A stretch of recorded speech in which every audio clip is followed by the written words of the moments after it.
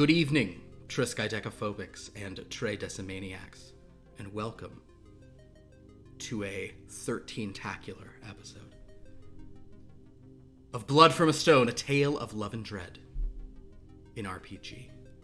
My name is Philip, I'm the Dreadmaster, ensconcing me, or as they say in some parts of the world, ensconching me, are wonderful players.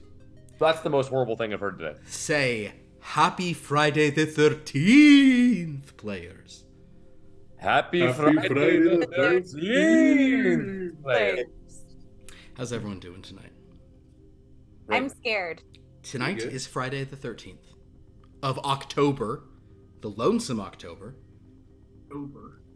Let's face it. Oh man, I'm echoing with someone.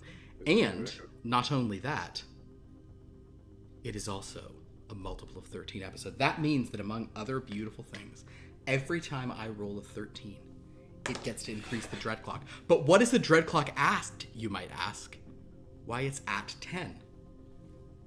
So, will we have a Dreadstorm tonight? Yes. We very well may. Before we jump into it, I am pleased to announce that just today, ahead of schedule, I have received some things. For example, I have received the Lost Caverns adventure calendar. This is 11. Ooh. I have also received 13, which in many ways would be the most appropriate for the opening, but 13 is a Christmas Carol calendar. So I will not be opening 13 yet. Instead, we'll be opening 12 tonight, because 12 is the seasonally appropriate and oversized Raven's Fair. Ooh, a haunted carnival. I'll probably open more than one tonight. Well, we have to open 13 to start. I disagree. All right. I'm already loving this. Symbol 1 is like a fortune teller's ball, crystal ball. Ooh. We're doing 13. I'm doing 13 right now. Well, no, I was thinking doing number 13, like go straight to number 13. Oh. I don't want to go straight to number 13, but the idea of doing a good number of them does make some sense to me. We'll do a few. It is a holiday. This is one of our holiest days on It's the a channel. holiday. Oh, and here's a D6 with a fortune teller on it, like a Zoltar. And most hellish. My first roll on the D4 was a 4. My first roll on the D6 was a 1. Shall we open box 3? Yes, we shall. Box 3 is over here. I've got to say already this one is like tearing more than many of them do. Ooh, but we have a beautiful percentile die also featuring that rolled a 3 or 30 on that one. Oh, Philip, look at this is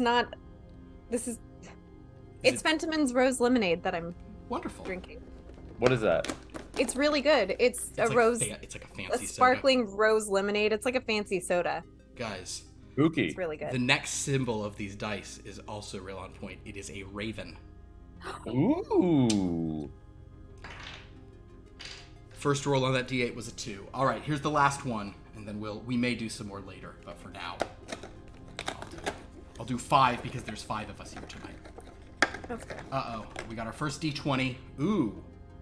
Oh, that's pretty cool. In terms of combination of color scheme and symbol here, I will hold up.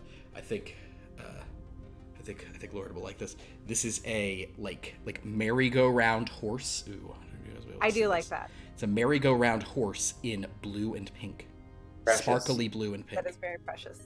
Kind of hard to see, but to my eyes, and I started off with a 9, so far the rolls are fine. But I'll be rolling these new dice tonight, and very excited to get into this.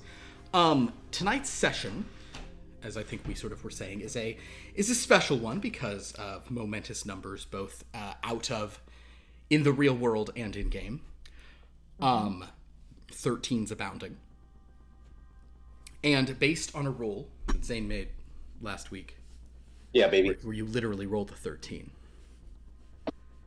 We have decided that today's game will be taking place in something. There's a thing called the proto-main, perhaps. It's been alluded to.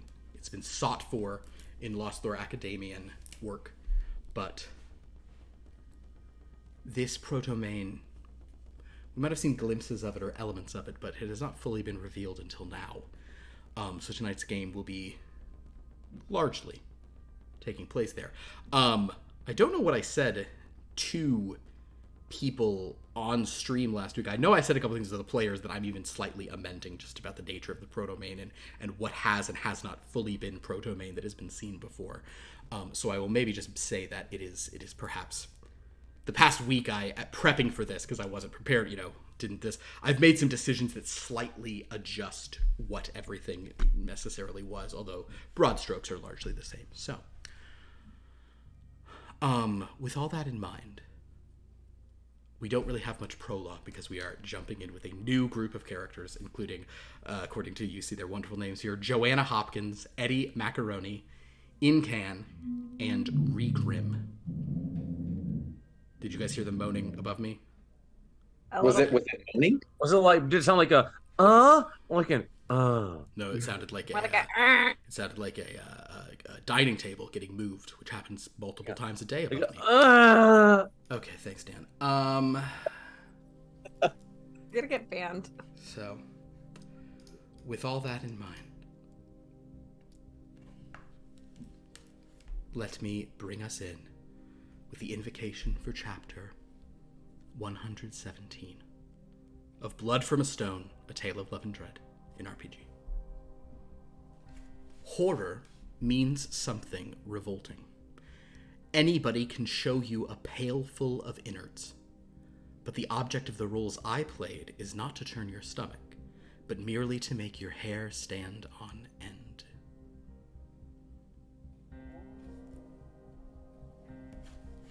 We begin with mist. The mist that bounds the domains of dread, as it does in all. 4 figures are sort of running along the edge of the mist, fleeing some horrific dark force, the kinds of nightmares that they have been engaged in for a very long time. None of these individuals, as far as they know, are... Some may be from the same place, but none are from the same place and time. But over the past... Actually, let's ask you this. How long have the 4 of you been adventuring together? The maximum, I would say, is maybe a month. The minimum is a few days. Roll for it. A day. Roll for it? I love that idea. Roll me No, better. Roll a d13. That's how many days you've been together. 6 days. 6 days. So for the past 6 days, there may have been others in your party. Some of you may have even known one another longer than that, if you'd like to sort of choose that. But as you have been making your way through this horrorscape, running from monsters in the trees, haunted castles, all sorts of places, you have you've known that these mists are very dangerous and very enervating, but with no other choice, as you ran from horrors that once again sort of sought to destroy you, you've had to skirt these mists, and you find yourselves walking to an unfamiliar area. As you run, let's introduce you to, I guess, to each other, but really to us and our viewers tonight. Let's start with Joanna. Joanna, what is it that people see as you sort of skirt the mist? They see a Victorian woman in her early to mid-30s. She's wearing glasses. She has eyes that are slightly sensitive to the light. So, also, these are genuinely from the Victorian era. So, but they're 120 years old. They're they're ancient. That's very old. Yeah. I hope they don't have like lead in them or anything. Gave them. Anyway, they're made of like amber or something. Okay, cool. Good. Anyway, get mercury poisoning. Whoa. Perhaps she's not wearing these. Well, she is, but in the view of the people watching, she is wearing those amber glasses, and she's wearing Victorian clothing. However, it's not as puffy as one would expect. It's obvious that she is someone who is more mobile than you would expect a Victorian woman to be. She doesn't have many petticoats. Her clothes are a little more agile and perhaps a little not frayed, not tattered, but worn. You've probably had to adjust them to your time in Exactly. this hellscape. Yes. Wonderful. So Joanna, and are you carrying like an? She is carrying a parasol that There we go. looks slightly worse for wear, but can be considered fancy in the right situation. Wonderful. Running along with her, would you tell us about Regrim, Moses? Yes. Regrim, human male. Did we agree that he's from like the World War One? He is he is from. I'm so sorry I didn't even tell you this. Yes, you are from a mystic realm, but one that is effectively a magical eternal World War One trench warfare. Full of like dark magics and necromancies. It sounds like a domain of dread, but it also has areas that are not scary and it's escapable. So mild difference. So yeah, just I'd say like human. We're gonna say the black male. Sounds good. Well, I think the name I had for your thing, sorry to just be telling you this as we're starting, was the Charnel Trench was the name of your sort of home plane. So there you go. But he's got like typical, let's say like whatever you imagine is like a World War One type of military uniform that like someone in the trenches would have. But it's surprisingly clean because he doesn't like to be dirty. Yet he's still a necromancer, so he has to deal with dead things all the time. And, he's just running proper form, and that's what you should imagine for him for now.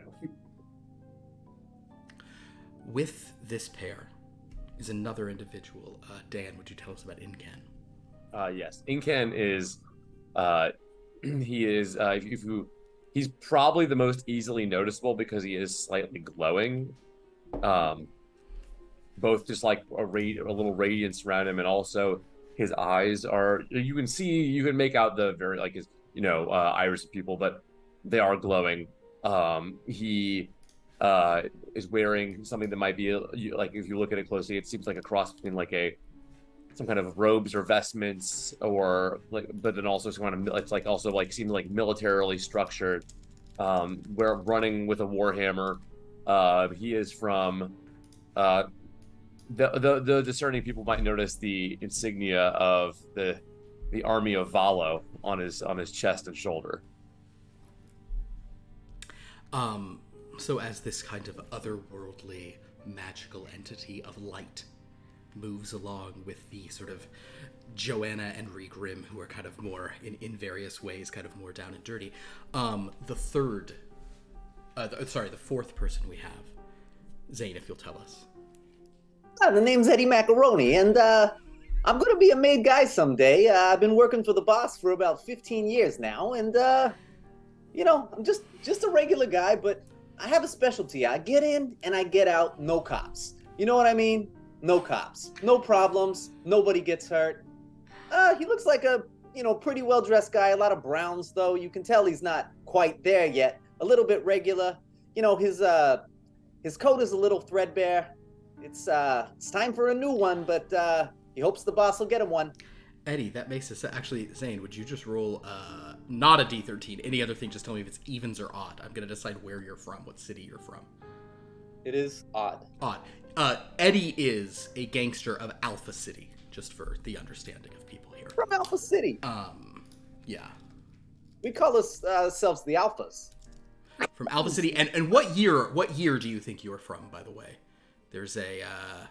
it's like 50s. 50s? 56. You want to go maybe 40s? 40s. I shouldn't have asked it. I should have given some stuff. Let's say 40s. 40s will feel... 50s would be fine, but 40s would be safer. Okay, cool. I love it. Okay. The Alpha City mobs. I love it. Okay, cool.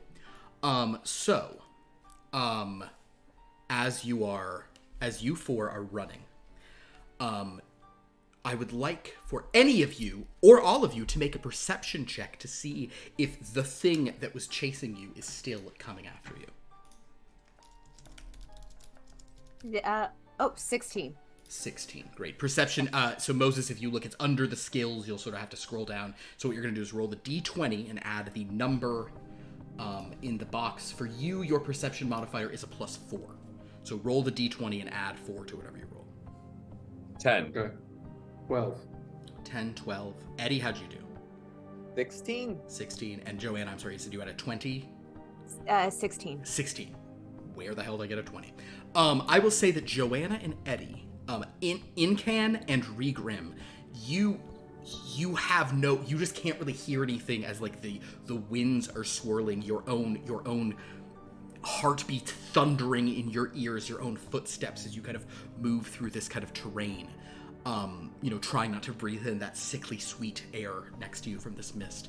But I will say that Eddie and Joanna, you both, while moving, can hear that there is no longer anything behind you. Hey, don't worry about it. There's nothing back there anymore. They stopped. Yes, I believe that we've lost them. Okay, take a deep breath, guys. This has been a wild ride. Wild 6 days here.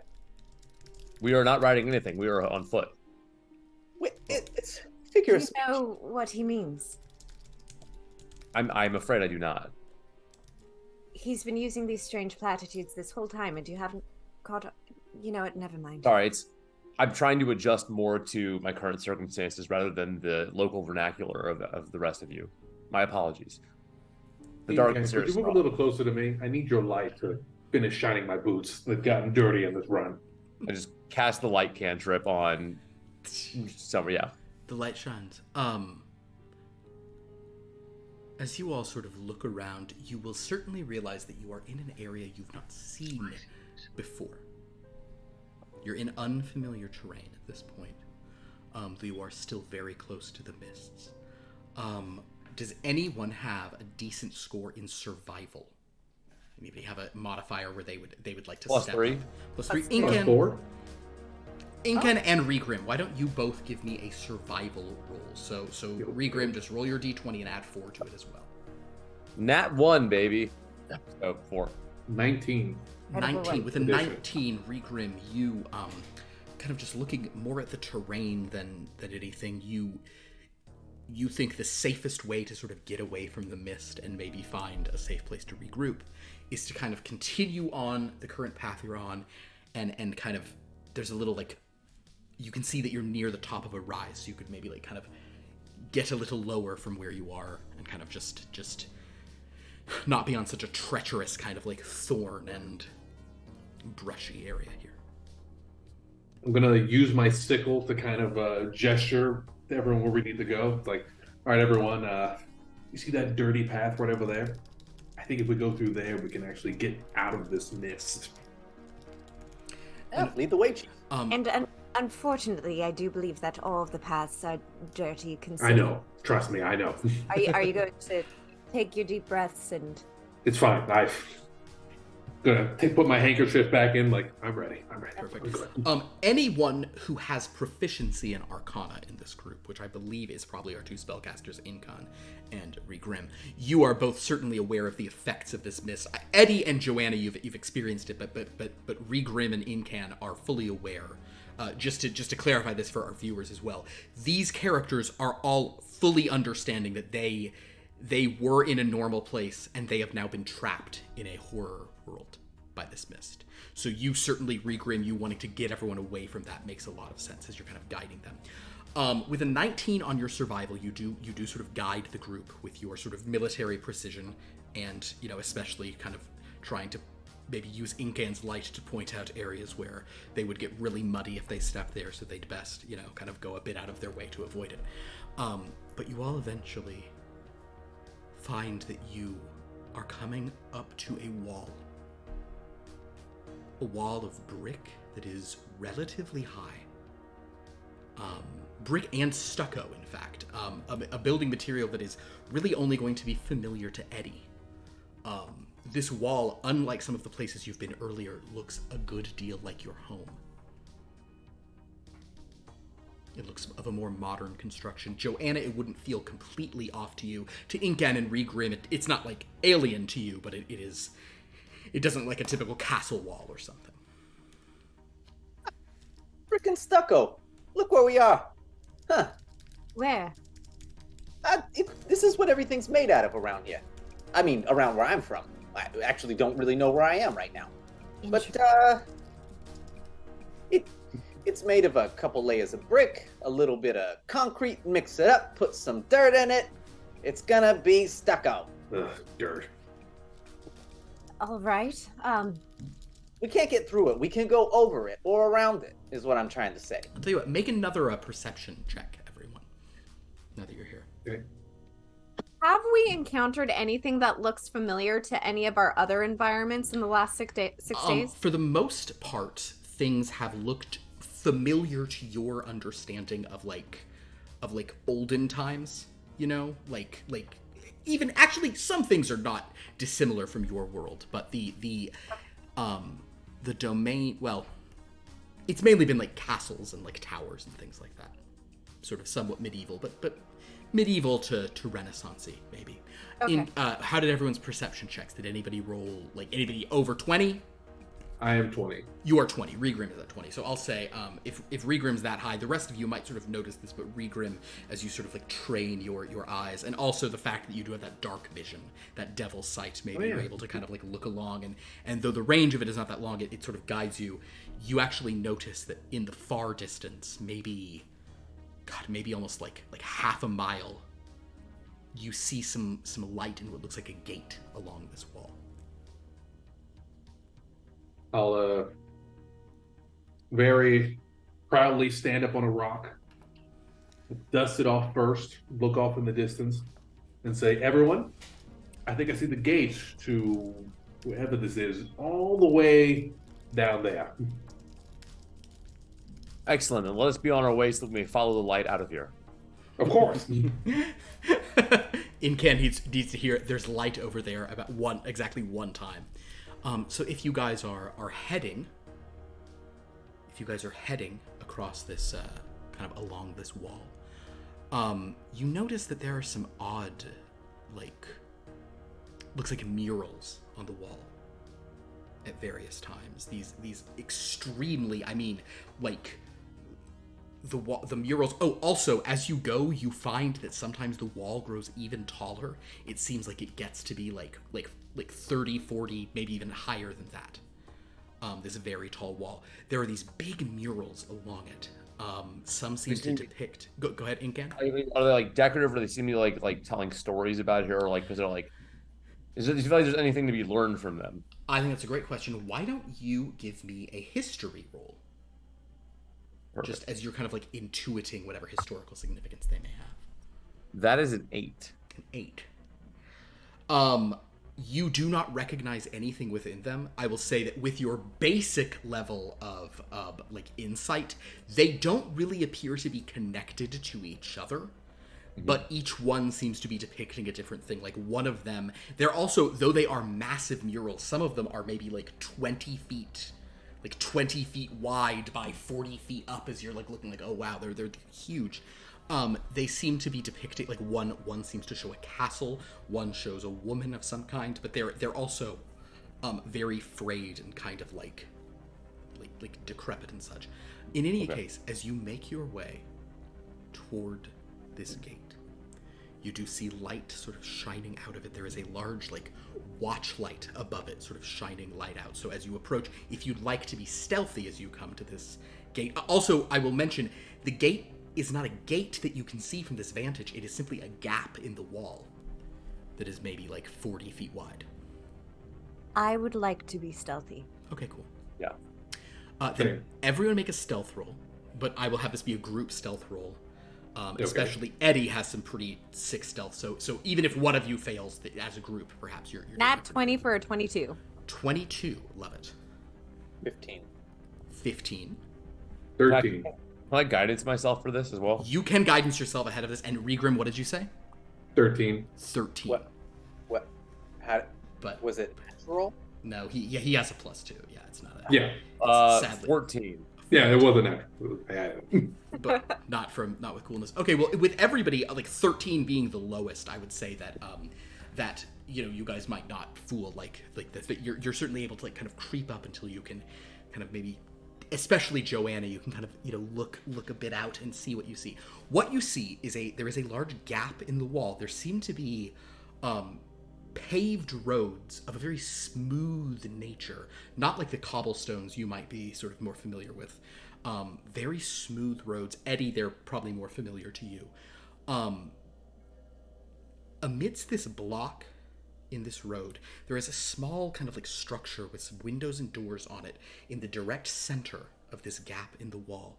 And on either side of this is a large bar that extends almost by like upon like an arm, blocking the path in both direction. One of the bar is kind of set further in, the other is closer, sort of like as if one is an entrance, one is an exit.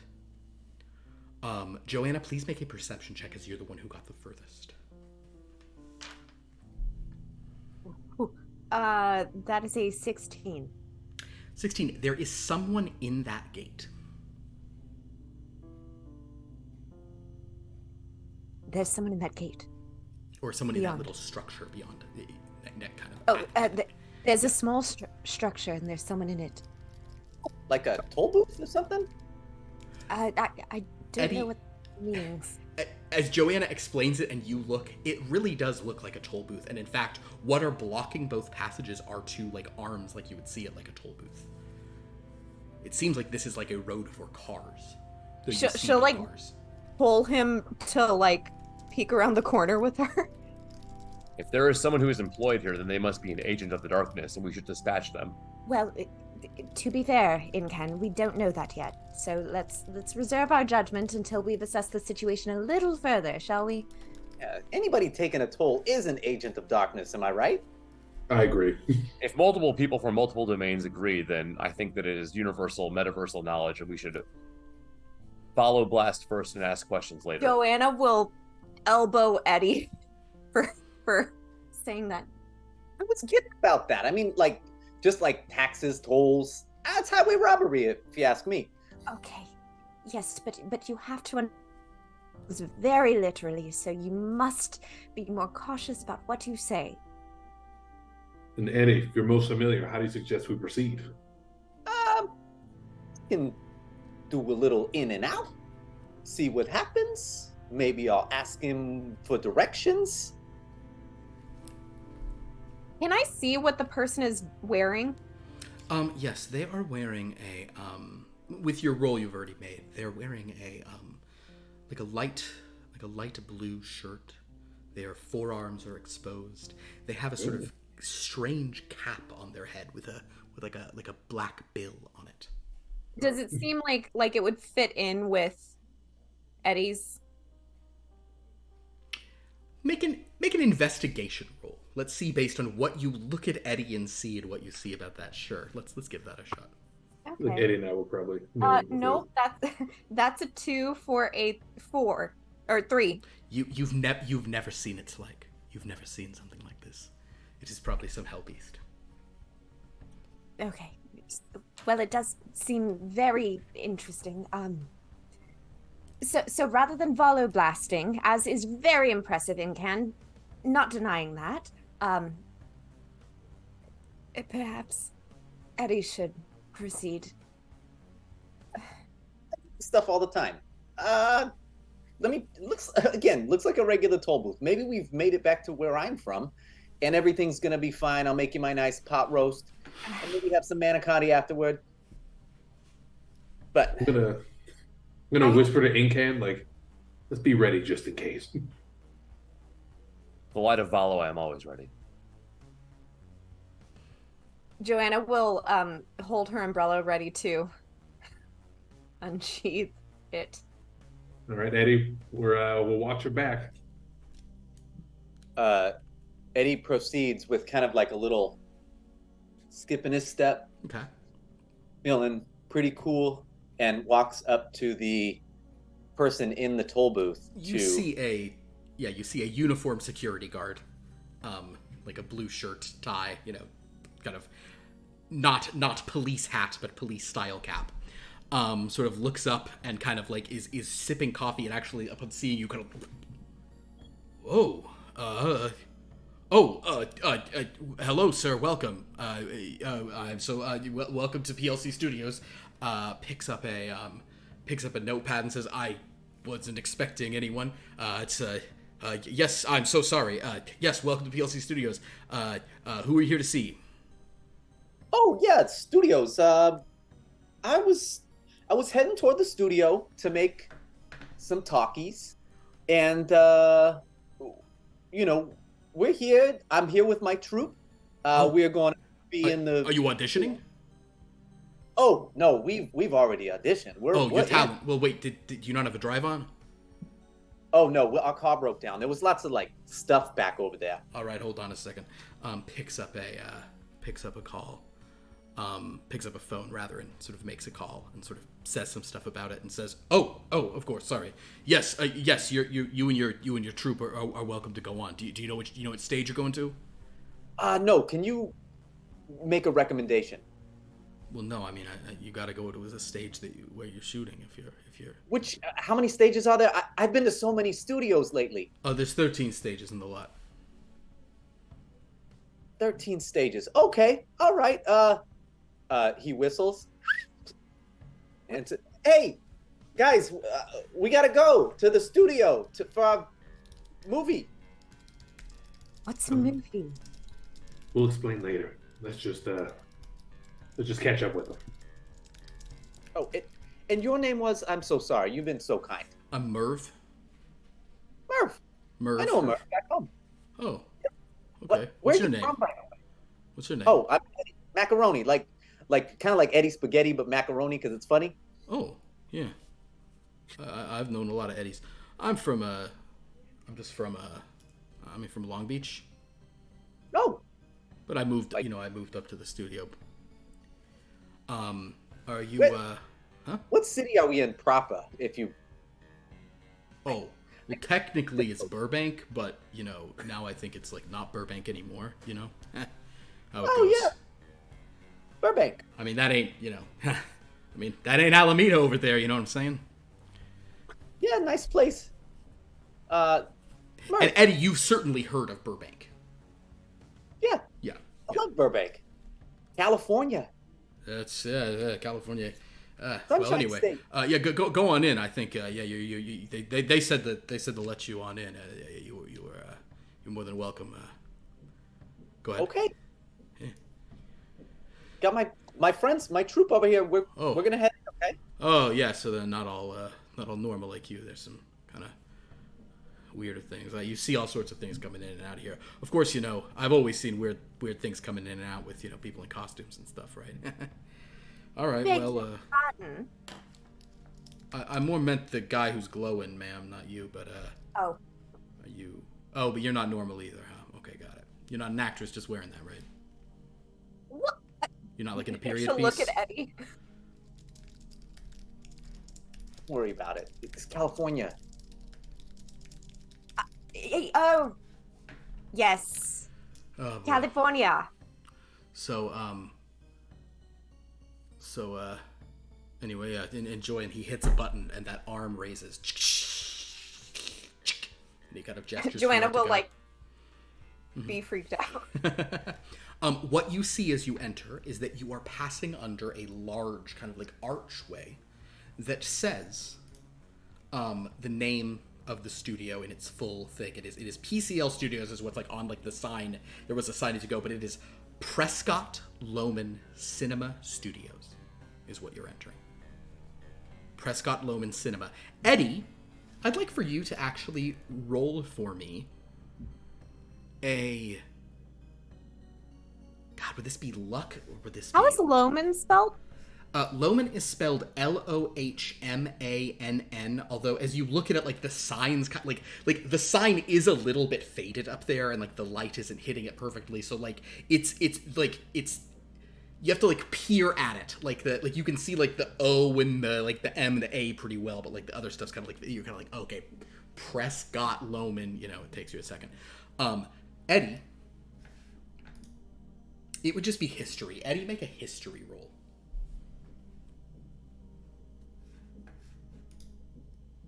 Nine. Eddie, it just doesn't seem familiar to you. You also notice that like there are some signs around here of like a colorful kind of like tropical bird seems to be like the mascot of this studio. You see this like tropical bird at various places, but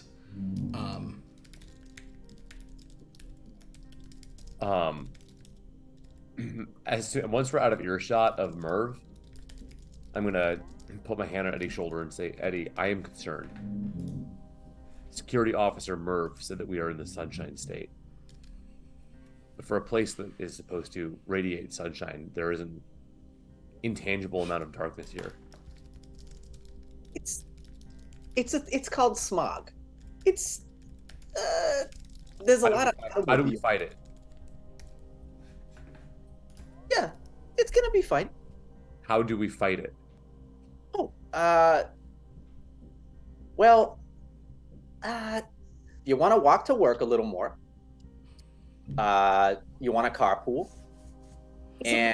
Is it like the mist? A little different.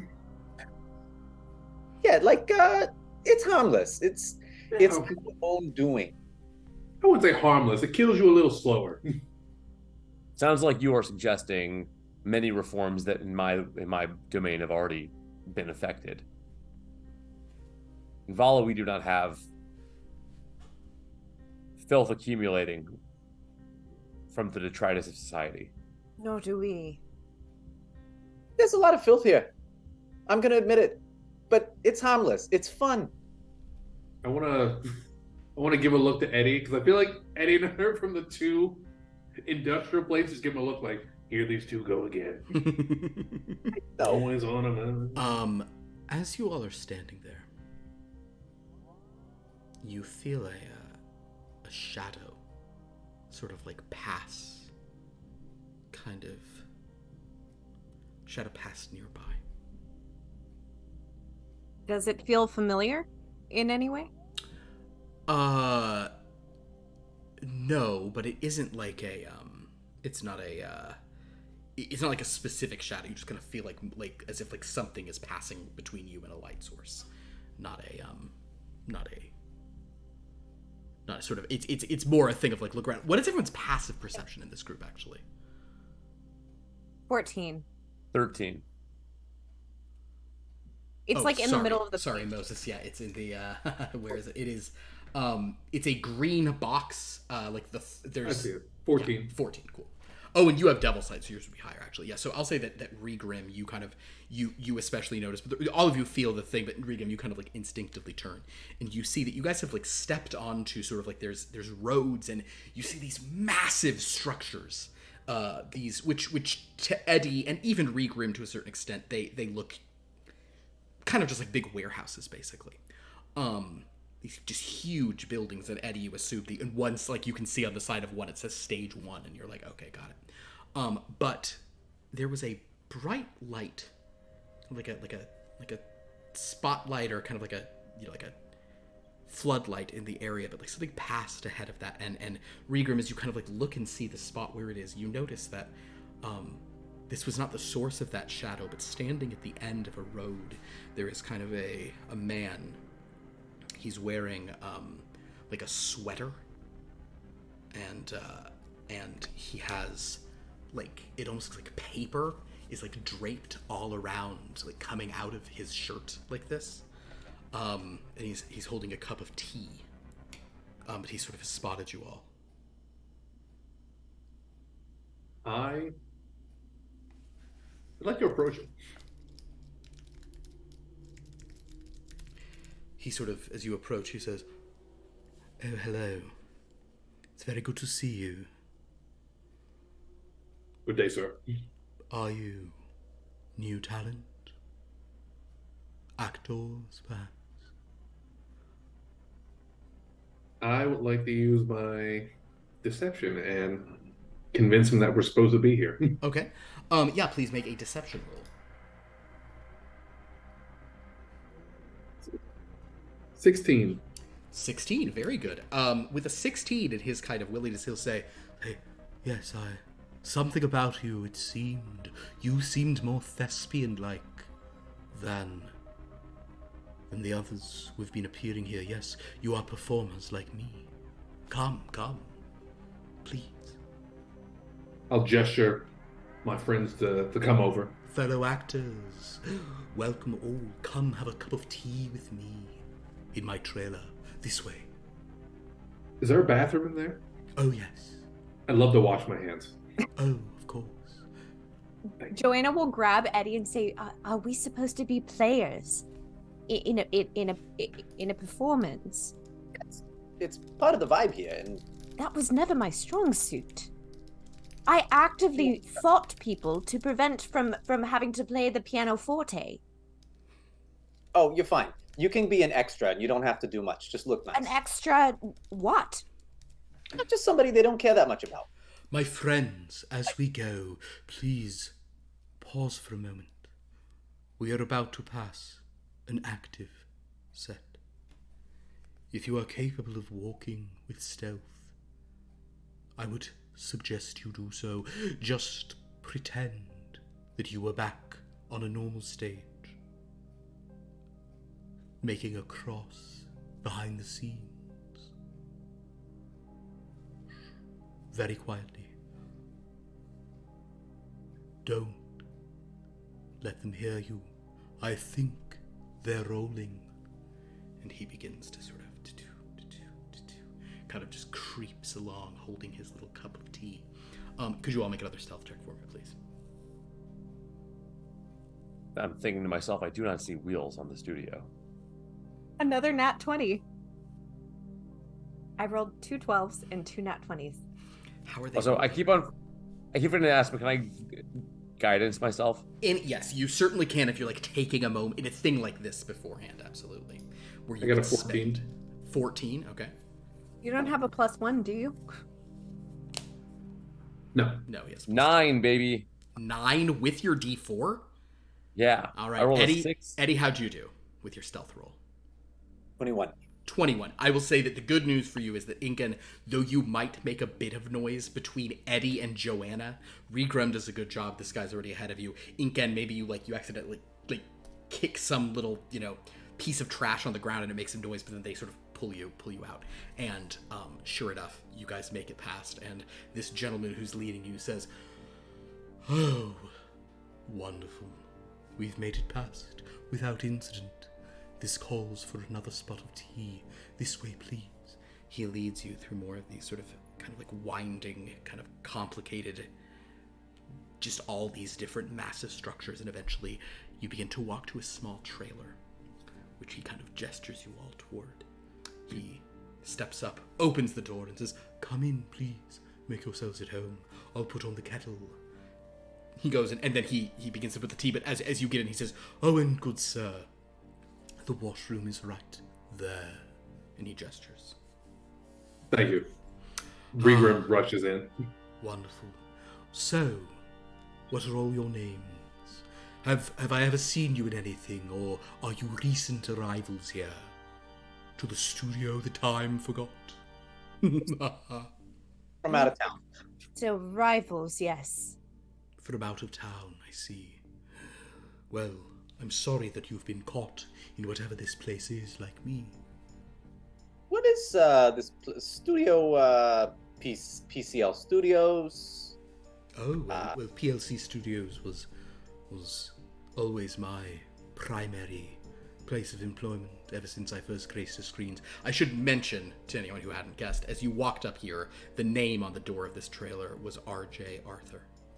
And so he's in here kind of just saying, "So yes, of course there are many different, well, perhaps you've seen me as the Ghoul. Do you recall my performance as the Ghoul?" And at this, Eddie, make another history roll. I'm not familiar with film, right? Like, it hasn't happened. I think like moving pictures don't really exist. I mean, the Victorian era is kind of a long time. If you're at the end, Thing happened. if you're at the end of it, you'd be somewhat familiar with it. If you're in the earlier Victorian, are you with the young queen or the medium queen or the old queen? Medium. Not quite. The idea of like people doing weird stuff with photos, you're probably more familiar with like like what's it called? Zoetropes? Zoetropes and like that kind of stuff. Okay. Eddie, how'd you do on your history this time? 12. I will say with a 12, you didn't recognize this man, but you recognize that movie poster. It's an old movie. It's like an old black and white horror movie. Yeah, you're from that? Yes. Were you the main guy? Oh yes, this is me. I understand the transformation is intense. You see, I had a great deal of makeup on, which I am in the process of having applied for my next role tonight. What's next? Oh, well, I'm shooting a film tonight, which makes this whole banishment a bit more bearable. wouldn't it? Banishment. Well, yes, wherever it is we're trapped. One of the other actors here, he told me he spoke to some other visitor who said this is called a dreadland, or a domain of dread. It appears that for whatever reason, the entirety of PLC Studios was sucked into this place. I would be curious if any of you know what happened, if any of you are from my world, and could tell me what happened to the studio in the intervening years. Do people know I'm gone? Am I missed? Thus I'm far. not I'm not even familiar with your art form. Is it I see. Is it performance? So you are not an actress of my world. I understand now. No, You're an actress of... I am. You were saying, how did you end up here? Well, I was on the studio when it all happened. I saw these...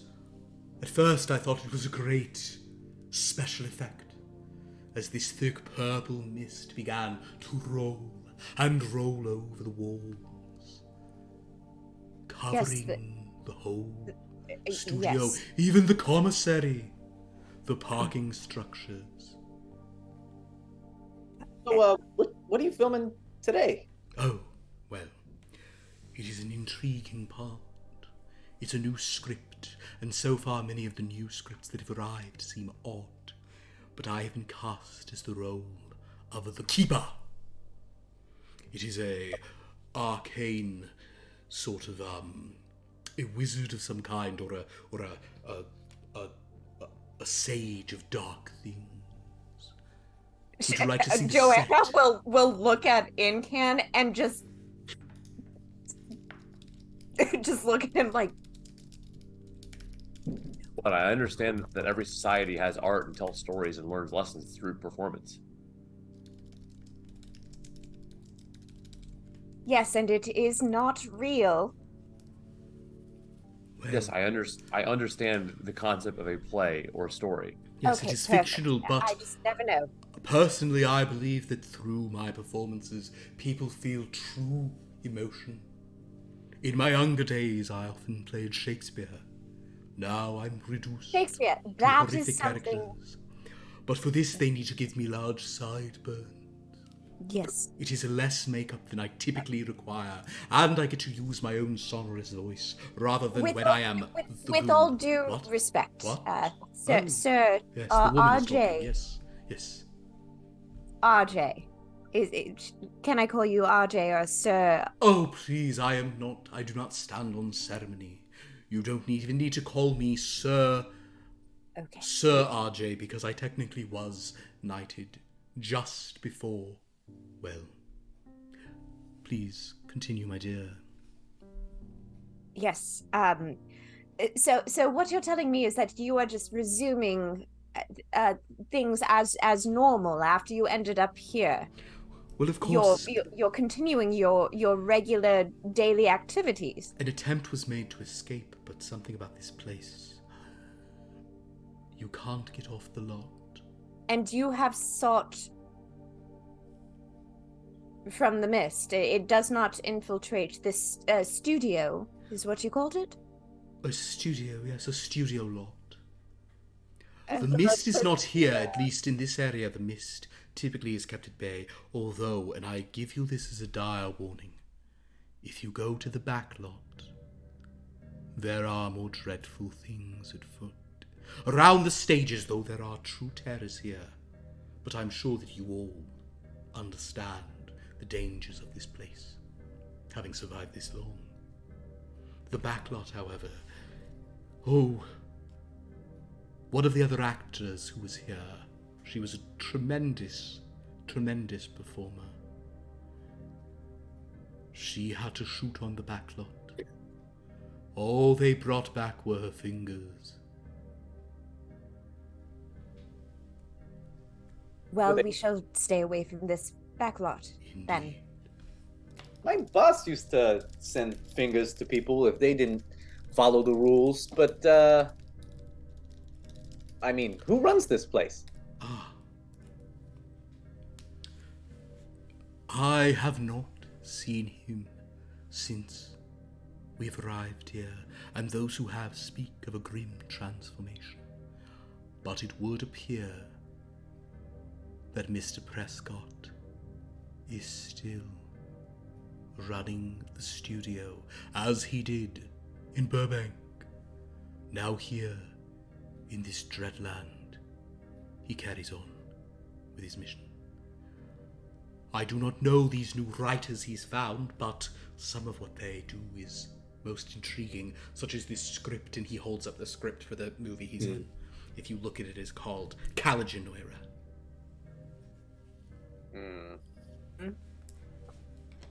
My role as the keeper is intriguing. Yes, my dear. I'm just wondering, have I heard of Caliginoira? Caliginoira, you would never have heard of. Okay. Yes.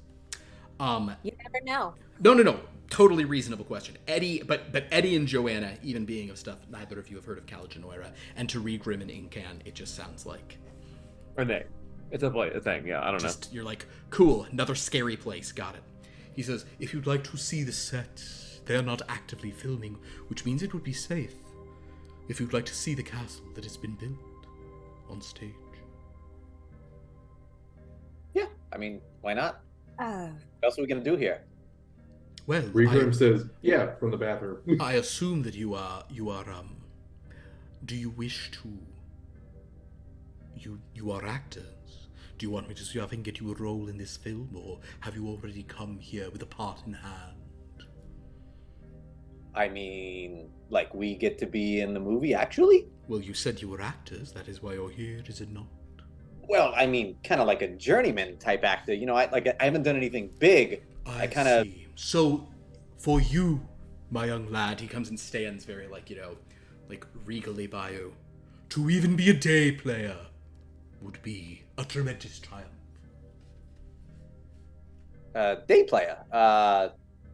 Well, in this environment, a night player. Forgive me, I'm trying to keep my humor up, but it is most oppressive and terrifying. I have a question. Go ahead. And I don't want to be meta, but would it be safe to assume that she's like, this is a performance of some kind? And she... Okay, so she understands that. Yeah. You 100%... you know enough to get, and I'm sure based on things Eddie's, you're like, okay, got it. At some point, they've got a way where they can... Because you know what photography is probably even at your time. So you're like, okay, got it. So at some point, they figured out how to, record plays. So they're just making plays that they're recording. That's what Okay. I do have a question for you. If you are putting on these performances, who's your audience? How do they get in? Because it was rather difficult for they us. Are distributed, my dear, on film. You are from an older time, are you not? I am. What is the name of your town, of your country, my dear? Is she from Berkshire? No, you're from England. Oh. I'm from London. London, oh. I've certainly played the stage in London on many occasions. My dear, what year is it when you disappeared? What year was it? I pick something in the Victorian era. You I said don't know. 1870 something. 1874. 1874. How fascinating, and yet you seem the bloom of youth, even though that was over 50 years before I and this place disappeared. Mr. Eddie, you said your name was? Or did Yeah, you? Eddie, I mean, you could call me Mr. Macaroni, but that would be pretty funny. Mr. Eddie, what year was it when you left your home? 1944. 1944, 1974, so, and yet you appear to be. How fascinated. What year are you in, Mr. We were Ghoul? brought here in the year 1931. Huh. Wait. Shoot. Hold on. I'm taking that back. We were brought here in the year 1934. Don't look at me. I'm fine, guys. Yeah, I was hustling newspapers at that time. Fascinating. What about you, gentlemen? Are you also from America, England, Australia, South Africa, Canada? What are the other English-speaking countries? I am detected from no. the land of light known as Valo. So you're one of those weird things, understood. What about you, my friend? My clean-handed friend? Yeah, I'm from what year was it? I was in the middle of a war, so I think it was 1918, maybe. Oh. So from our realm as well. So all this magic is strange to you. No, we do magic where I come from. Oh dear. He sort of slumps down into his chair. So it's possible that Eddie and, what was your name, my dear? Joanna. Joanna and I, despite seeming to come from the same world, don't even all come from the same world. Oh, if there are weird other magic in your worlds. Eddie, Joanna. No. Like magicians, like... Lauren, sorry. So I know you seem to ask me a question. Lauren, you are from the Victorian era. You are fully from the Victorian era. No, I know, but she's not involved with anything like Gotcha. of the occult. Yeah. Houdini, like, Yeah, that's magic, am I right? well, that's subjective. It seems to be suggestive magic dear. and things like that. What are they called? Seances. They're seances, but it's a bunch of nonsense. People knocking on the bottom of tables. Indeed. It's a performance. No, What do you mean, Rigor? I mean, yeah, I mean, from where I'm from, those are actually real. We could talk to dead people. Oh dear. Oh, I thought that was a morbid war joke that you. Oh, No. I've been magic this whole time. well, considering what we've been through, that's not unexpected. So, also a bit terrifying. A little bit. Okay. Can I like show them my skeleton hand? Summon it for them. Yeah. Yeah, Joanna, see? I would imagine you've probably seen this a few times in the past 6 days as you guys, fought monsters coming after you. Saw him doing saw him Okay. casting I was spells sure and things. how intensely they had been fighting. Fair enough. Oh, okay. Never But- mind. You Yeah, can never mind. perhaps We'll- you can certainly be confused that it was in his world where he was from and such. Oh, like that. okay. Yeah. Yes. Oh, I thought that you obtained that here somehow through the No, we've all got it where I come from. mist. Okay. Well, oh, goodness. Okay. Well, no, nothing out of the ordinary in my world. Just a couple of In any people play, I am taking better photos. I'm glad to have some new actors here. It will be most appreciated. Some of the others who they've brought in to perform have been odd. Oh, I don't perform. It's no. Be an Forgive me. extra. You're not Who's all the actors. director here? Like, who says lights, camera, action? Anybody big? The director of this film is a rather disgusting Oh, ball of filth. Oh. I do not care for it at all. This putrid, stinking ooze. Oh, Seems to and be in embodies this, the very darkness we seek to destroy. do you mean? Oh, yes. Do you mean literally? Yes. It's- There is. oh. It is this vat of ooze, whom all the crew listen to, and he speaks in this sort of odd belching voice.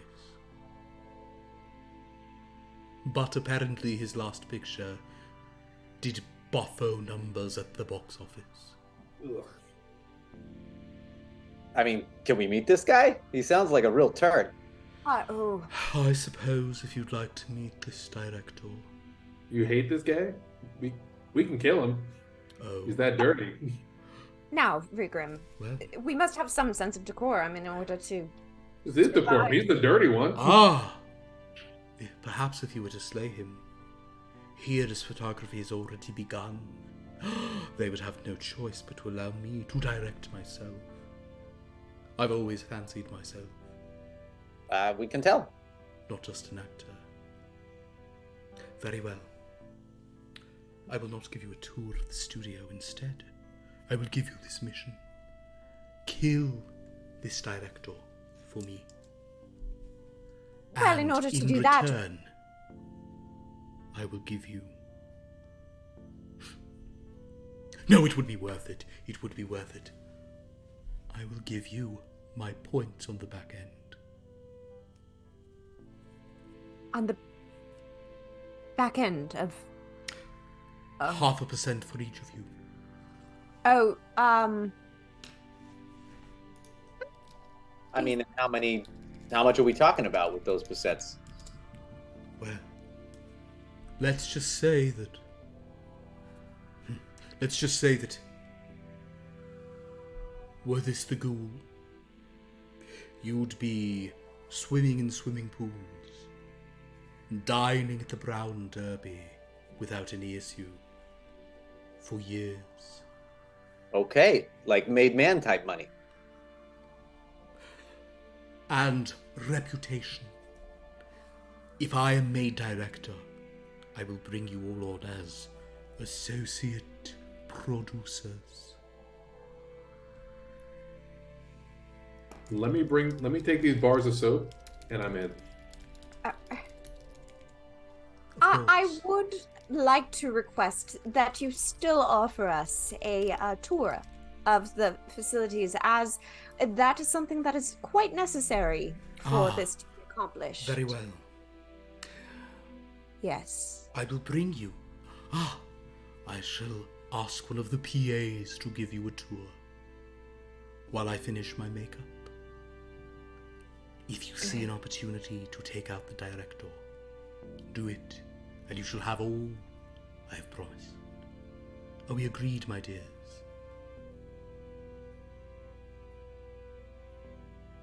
Certainly.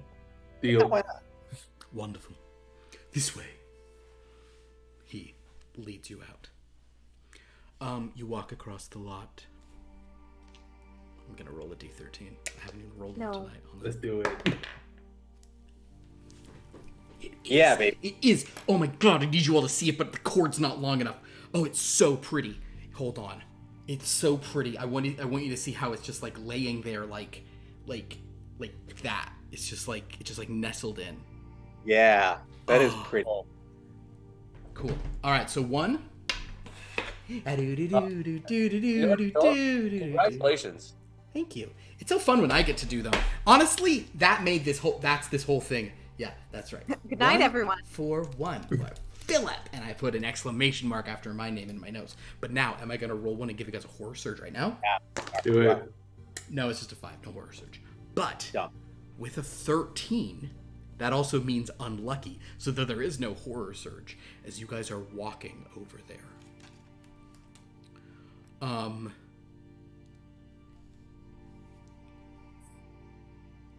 gonna roll one more to see if it's a thing. Okay, yeah. Okay, yeah. As you guys are walking, RJ is too busy telling you about, well, then of course, it was always, the Mary Pickford, she was something else, let me tell you. He's not paying enough attention as he leads you in this direction. And suddenly this voice goes, Arthur, who are these people? Who are these people you're walking with? And what you see standing before you is a wizard wearing like robes, like very familiar to you in Con and Regrim in history, wearing like wizard robes, carrying a wizard staff in one hand and a clipboard in the other. This wizard appears to be elvish of some kind, has like a honestly, Incan has like a bit of a glow. You would know this is a shimmer elf. This wizard says, Arthur, what are you doing? Who are these people? These are my guests, other actors, associates of mine, I'm so sorry. This is Blue Leaf. He's one of the, development executives on the studio now. Who are you people? Who let you in here? I've never seen any of you. What are your names? We are an extra. You're one extra? Hey, Merv let us in. Eddie Macaroni, character actor. Well, that name sounds like a character actor based on what I understand of the idea. The Shimmer Elf writes this down.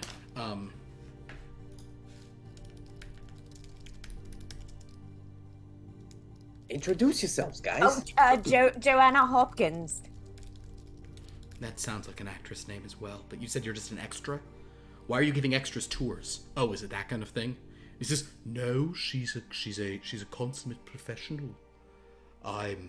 She's only been hired as an extra, but I see potential. Yeah, well, you're not a producer, are you, Arthur? You know, I'm getting sick of those actors like you who think you know what you're doing. Okay? Just leave this to the... We have to keep things very specific here, and I don't care about your craft. I just care about making these movies to make that guy happy. And he points to a large building, and you see that on the top floor of this office building, there is a light in the highest office illuminated. And as he points up there, there's like a crash of thunder in the distance. R.J. Arthur says, oh, Mr. Prescott, of course. I assure you they'll only be here to help our process. Okay. Eddie Macaroni, character actor. Joanna Hopkins, extra. What about you two, huh? You two don't look like... You where are you I from, am known huh? as Incan. Yeah, what's your home plane, huh? I come from Valo. I am of the light. Valo. Lighting guy. Lighting guy. Never heard of Valo. All right, fine. I am of the light. What about you? What's your home plane? From what was it? My base is just from Earth, dude. You're from the Charnel Trench, is what your world is called. From the Charnel Trench. We'll roll to see if he knows the Charnel Trench. He rolls a 6. What are these planes? I've never even heard of these planes. Oh my god. This place is just sucking in people for more and more, and we're just having to shoehorn it all in. Oh, god damn it. I swear. Ugh. I cannot believe I got talked into going on that adventure. What adventure? The adventure that got me stuck here. Oh, so you traveled here? Didn't you? In so many words. Got sucked into an adventure. It's only a young dragon, they tell me. We'll be able to take it, they tell me. It doesn't do that much ice damage if it breathes on you. Fast forward to I get pulled into this woods where there's this werewolf running stuff, and then before you know it, I get sucked into another one, and now I've been trapped here. Trying to make movies. What the hell's a movie? You want to see a movie? Here's a movie. He casts a silent image, and there's just like a full like movie, you know, like a 10-foot like show is just playing in front of him. There's a movie. I can do that. We can do this automatically. You don't need actors and writers to do this stuff. And you can just give a prompt, and here it is. Boom, there's a movie for you. It's so easy. Whisper to Incan, typical wizards, right? Wow. Getting sucked into adventures. It's called arcane intelligence. Just use AI. You can make a story like this. It's so easy. You don't need these writers and people. I don't have to be dealing with this. I can just do this myself. God damn it. It'd be so much easier without this. Are these Joanna will try to like poke one of the things with her parasol? It just goes through it. It's Oh. an illusion. Do you not know? How long have you been here? Like, Not long, but well, we have Peppa's ghost. But that's mirrors. There are no mirrors around No, I'm here. using magic to make it because that's how things Well, should work. But instead, that is we're still using something magic to make these to me. movies. Arthur, these are your friends. You vouch for these people. Oh yes, I do. Blue Leaf. I promise you, they will do nothing but assist the creative process. All right, fine. But if anything goes wrong, because Collision Oil is already over budget, you understand me? If anything goes wrong, that's on you, okay? I'm personally blaming you because we're already having to get tea for you and all this other nonsense. But the big man still says that you are worth it, that you're what audiences want to see. So just know that I'm watching you all. You understand? I got all your names. I'm gonna go have a talk with Merv about who he's letting onto the lot. Because just because you can't go anywhere else because of a mist doesn't mean you get to come onto this lot and ruin my production. You understand that? hey, everything's gonna be fine. Don't you worry about it, okay? You do great magic here, and I'm sure you're gonna be okay. Eddie, make a persuade roll. Oh, baby, well, that's a nat 13. Zane, Yes, I wish you sir, it wouldn't do is. that. What? I wish you wouldn't do that. No, I wish we would. Cool. And so that is, and I have +0 persuasion, so that's where we're at. You know what they say, Lauren? If he wanted to, he would. So the good news, roll a d13. Let's see if we did Yeah. something awesome. Do it. Well, what do you know, baby? Wow. Is it a 13?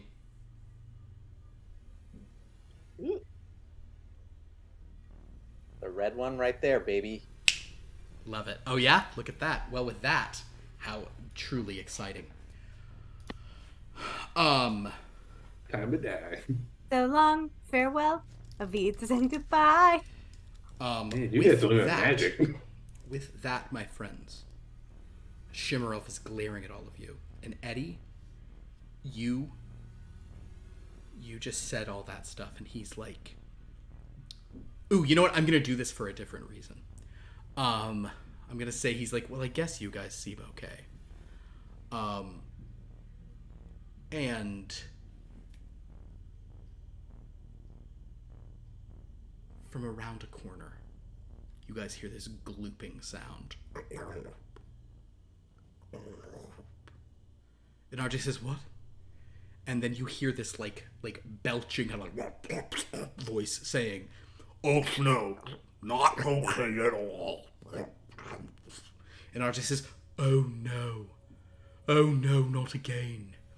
And then suddenly, kind of like congealing behind you all, is this strange ooze-like creature with a megaphone.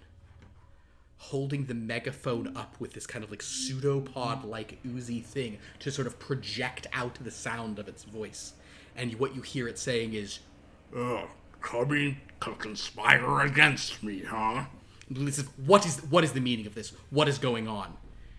And it says, PAs, get 'em. And suddenly, slorching out from all sides are these small little oozy things with newsboy caps. These just like oozes, the PAs. And RJ says, oh dear, please, you must understand. It's not what it looks like. We heard the whole thing. Guys, you need to roll initiative because the PAs, the ooze PAs have come to play. Dirty 20, baby. Dirty 20, I like it. That's my name. Oh, lovely. 5. 20. I got 16. For Joanna.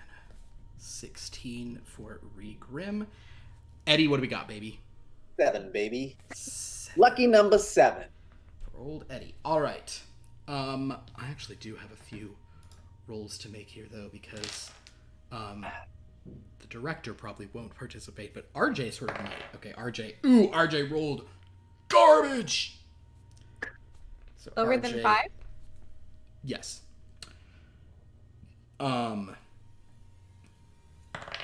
you know, this is rough on you guys because Blue Leaf is present. That's a bummer for you. Blue Leaf's not super high level or nothing, and Blue Leaf rolled pretty good. Spaghetti-o. Okay. And then, of course, the PAs. The director won't get involved himself because with everything else going on, that would not be reasonable. But also, it's a domain of dread, so he might later. He'll roll over you and digest you to finish you off.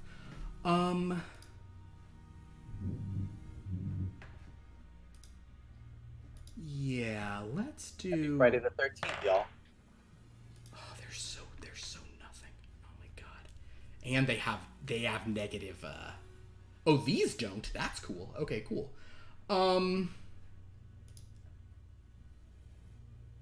Yeah, sounds good. So the PA's slurching out.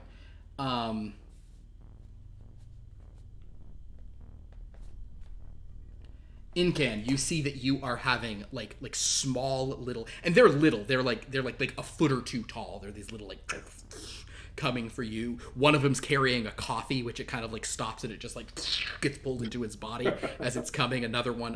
They all like actually would they have had? I don't think they had walkie talkies back then. So they're just like they're just carry. One has like some script pages that it's like oozing over as it's dropped them and it's coming for you. But at present, there are 4 of these things coming at you guys.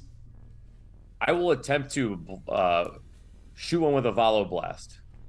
I love this Light plan. wash one away. That is so what Incan would. That is so what Incan would do.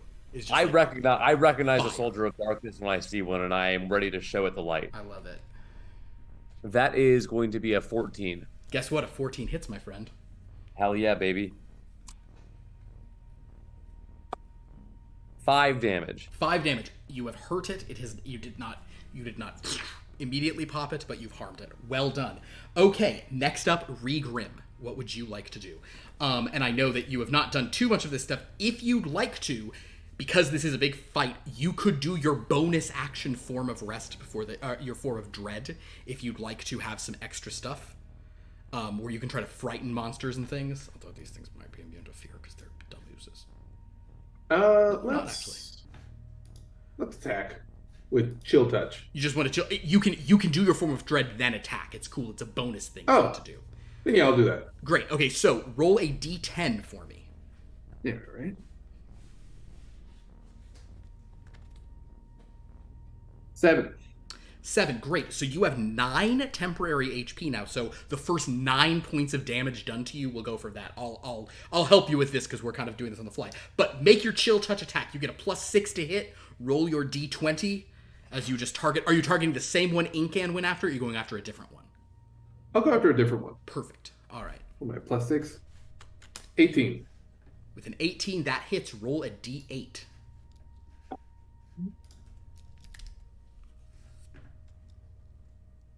Six. 6. Very good. All right, so 2 of these things have been kind of like slorpied on a little bit, in kind of a thing. This... I'm going to use the restroom really quick. Of course. It is actually Blue Leaf's turn. Blue Leaf says, I knew there was something wrong with all of you, and Blue Leaf is actually going to step back. And he's going to cast, on the 4 of you, he's going to cast Grease. To simply sort of like mess with your area, because you have a suspicion maybe that won't hurt these oozes too much. I need all of you to make dexterity saving throws. We'll have Moses make his when he gets back.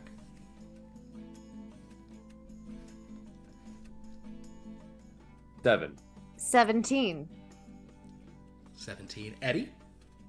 22. 22. Okay, so Joanna and Eddie, you guys like your feet slip around and you're okay. Unfortunately, Incan, you are on the ground.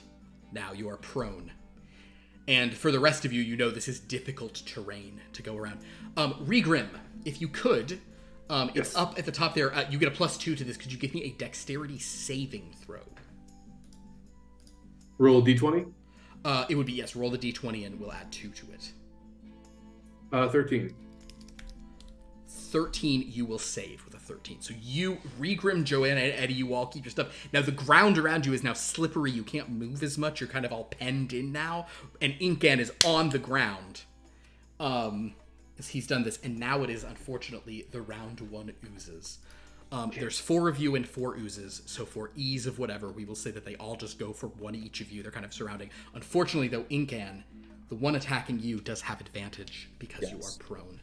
So this stupid little gross ooze spawny thing comes up to you, and it will deal you, that will definitely hit with 24. And that deals you...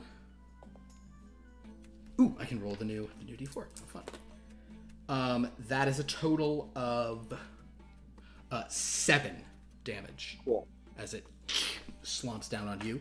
The one coming for Joanna. Does a 21 hit your armor class? It does. Regrim, a 21 will hit your armor class. Eddie, a 24 will hit your armor class. So despite you these oozes are now pounding into all of you. That's what she said. Okay. This is that kind of battle. Joanna, I'm sorry, you take 10 points of damage. domain. 10 points of damage, Joanna, as this ooze is just, this like PA is just like slurping, just like slamming you. Oh no, that's max damage for you, Eddie. That's 11. Eddie. And it is for Regrim, it is pretty high. It is 9 for Regrim. However, Regrim, rather than doing that, just delete your temp HP, so you absorbed that hit, and you look scary. Yes, Incan. I'm just looking at the wording for one of these abilities. Can I retroactively use my warding flare to impose disadvantage on the roll and make it a flat roll on the attack? Sure. I'll just re-roll it flat. Oh, yeah. Okay. So... A natural 20? I did just roll a nat 20. I'm not going to charge you with the nat 20. Right. We'll say that it just did the thing, but you lost the warding flare. Yes. Well, I have a certain number of them, yes. Sure, yeah, you lost that use of it. Okay, cool. But the oozes have attacked. They're now all on you, so that also means that doing Valo Blast and Chill Touch is actually harder since they're sort of more those are more range attacks. But in any case, Eddie, it is your turn. So they're engaged with us, they're on us? They are all on you, yes. Okay.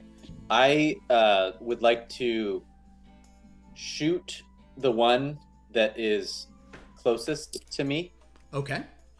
With my pistol. Sure thing.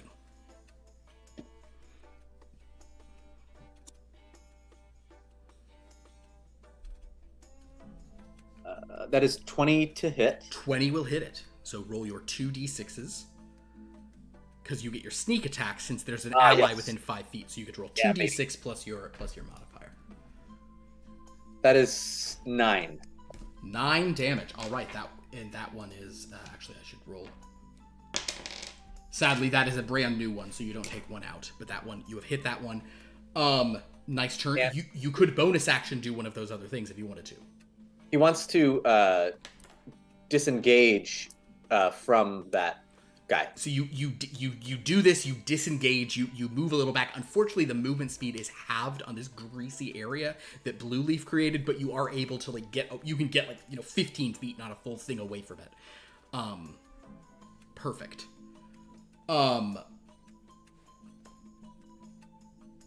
Joanna, what would you like to do? One of these things just hit you really hard.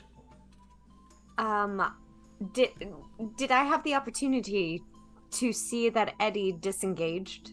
You did. But Eddie is able to disengage because he's a rogue. Oh. You can disengage, but then you can't also attack. Never mind then. I will, with my parasol sword, draw and attack. Wonderful. So basically, Joanna pulls out her parasol, clicks a little button on it, and a knife comes out of the end of it. Go ahead and make your attack with your parasol sword. Okay. Oh, and that's 1... So you roll a d20 and add 5. Oh. Guys, we run a lot of systems on this. I haven't played in this system. Been a long time since the OG. Oh, 12. 17. 17 hits, so roll a d8 and add 3.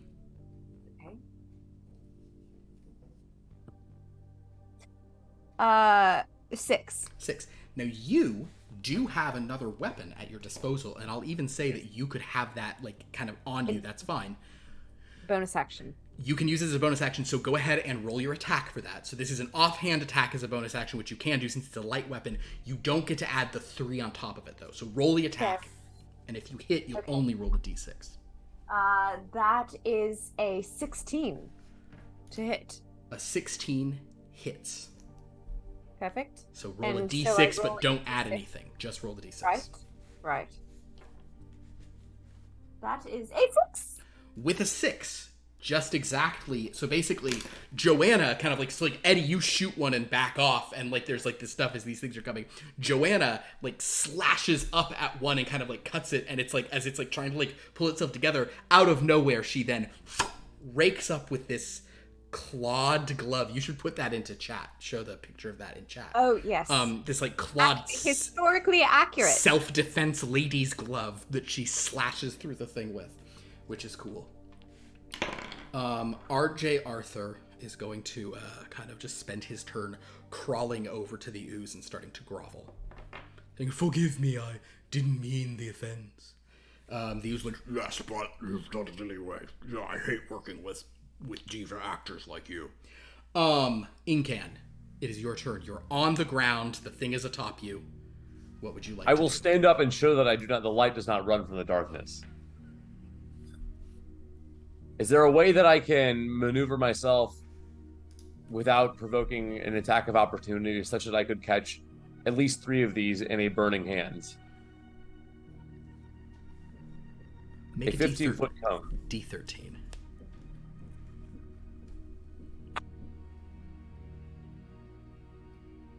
Six. You can, but you're also going to hit either Joanna or Regrim.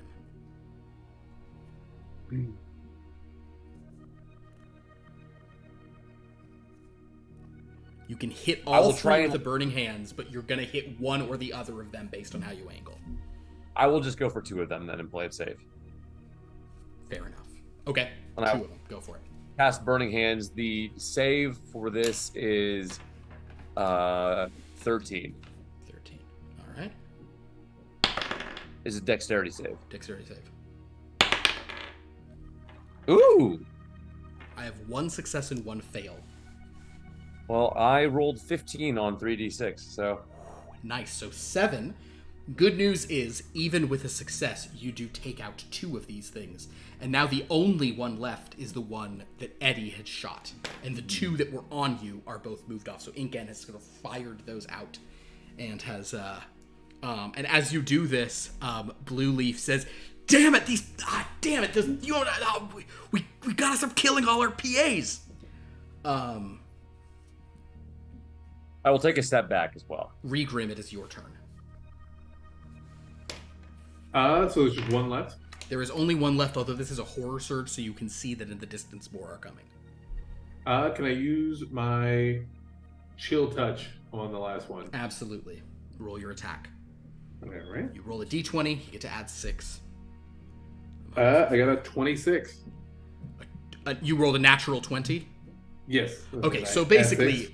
you just, no rolling is, I mean, it's fun to roll dice, but you this thing had 3 hit points left, so you're just like, Okay, you just like, dead. your hand just rips through it, almost kind of like the exact same way Joanna's hand ripped through. You have this like skeletal hand rip through and just kind of like, the bits of ooze go everywhere. The creature, the sort of director beyond, "Oh dear, some of them have potential." You see there are more coming, but that is your round. Blue Leaf is very upset with this. What he sees from you guys, Blue Leaf will say that okay, that's it. I'm making an executive decision. You all surrender now, or there's gonna be trouble. And he prepares an action. He's got his staff, his clipboard is back, he's got his staff out, and he's like, "Surrender now, or oh boy, you're gonna get it." Surrender to what? I'm not afraid of some wizard. To the studio. There, yeah. We meant no harm. Like, what do we got to do if we surrender? Like, what do you mean? Like drop your weapons and surrender. While you guys consider that, they're all dead. Eddie, it is your turn. So I guess you could keep talking to him, or you can just attack him if you want to get the jump on the guy. Do you have fast talk? He has persuade. You could try a persuade. You've already you rolled a persuade, and that's actually what triggered this horror surge. Oh yeah. Oh yeah. He.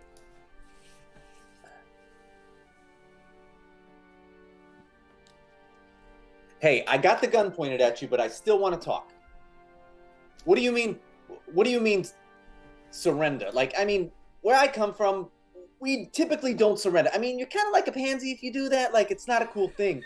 But, I mean, maybe we can come to terms or something.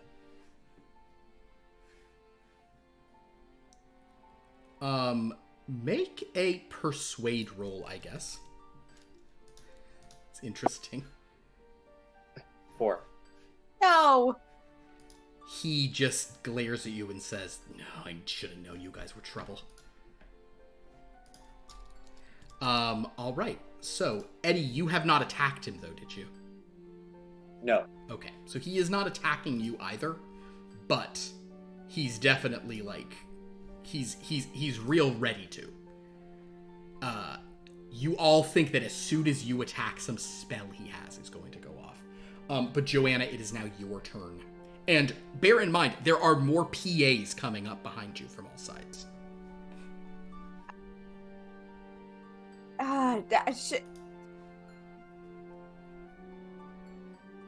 Can she roll a persuade? You think... I guess you could attempt to persuade. That's not really your... Are you proficient in persuade? No. Yeah, that's not really your area of expertise. You also, I will say, you don't think that this guy is like... Oh, wait. Yeah, I am proficient. Okay, sure, make a persuade roll. Okay. It is typically, when combat is going on, like, persuade is not... How'd you do? 12. Okay. Yeah, you...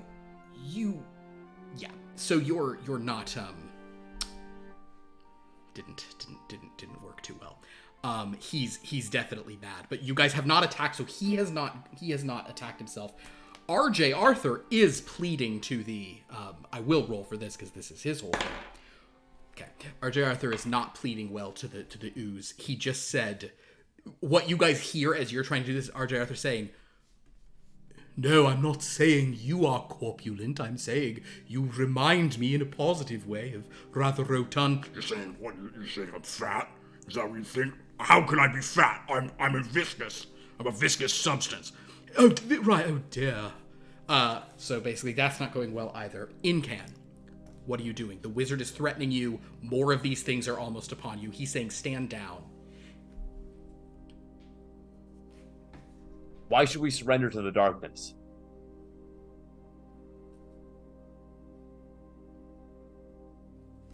What? He doesn't understand even what you're talking about. I will hold a Valo Blast On the condition of one of the PAs or this Shimmer Elf acting violently towards myself or my companion. So the first person who attacks, you will attack. Yes. Love it. Then you will attack a thing that comes up from behind you. One of these oozes comes up from behind you, and actually go ahead and shoot it before it gets to you, because you can tell it's coming for you. 20. Yeah. You definitely hit it. Roll your Valoblast damage. 9. Okay. 9 is good. It is not dead. These things have, just so you're aware, these things have 12 hit points each. And the better news for you is that it rolled a 1 and a 2 on its damage stuff. They roll 2d4. They're 2d4 plus 3 basically. So you got tapped for 6. You could warding flare if you wanted to. Oh no, you just use your reaction. Just kidding. Right. Yeah. So this PA just smacks you. And unfortunately, they're on you. They also smack all of you. Joanna, one comes for you. That one will... Does a 16 hit your armor class? It is 16. Then you sadly take 9 points of damage. I'm down to 1. Regrim, is your armor class less than 17? I'm almost positive it is. Yes. you get tapped for 7, so that comes out of your total. Okay. But you're in better shape because you had the 9 to start with. Eddie Macaroni, you are getting, oh god, at least it wasn't a nat 20. It was a 19 on the die, so that would definitely hit you. And deals you max damage 11. Are you down, Eddie Macaroni? Damn it. Yeah, baby. How many did you have? 8.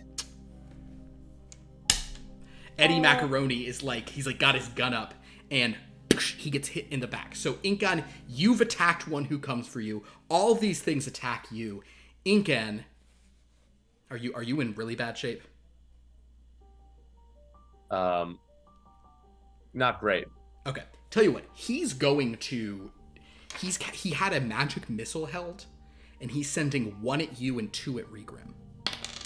He rolled a 1 on the thing, so you take 2 points of unescapable damage. Regrim, Fill you up, take baby. 4 points of damage from his pretty pathetic magic missile.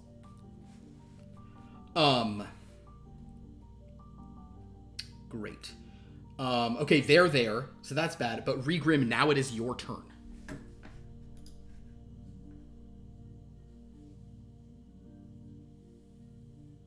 Oh, you're muted.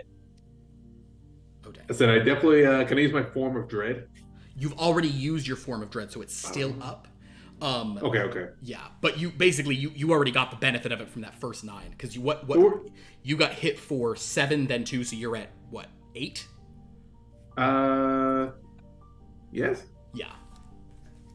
It's 17. I think I remember all you guys. Yeah, because you're 8, so you're probably the best of anyone here. But oh boy, this is.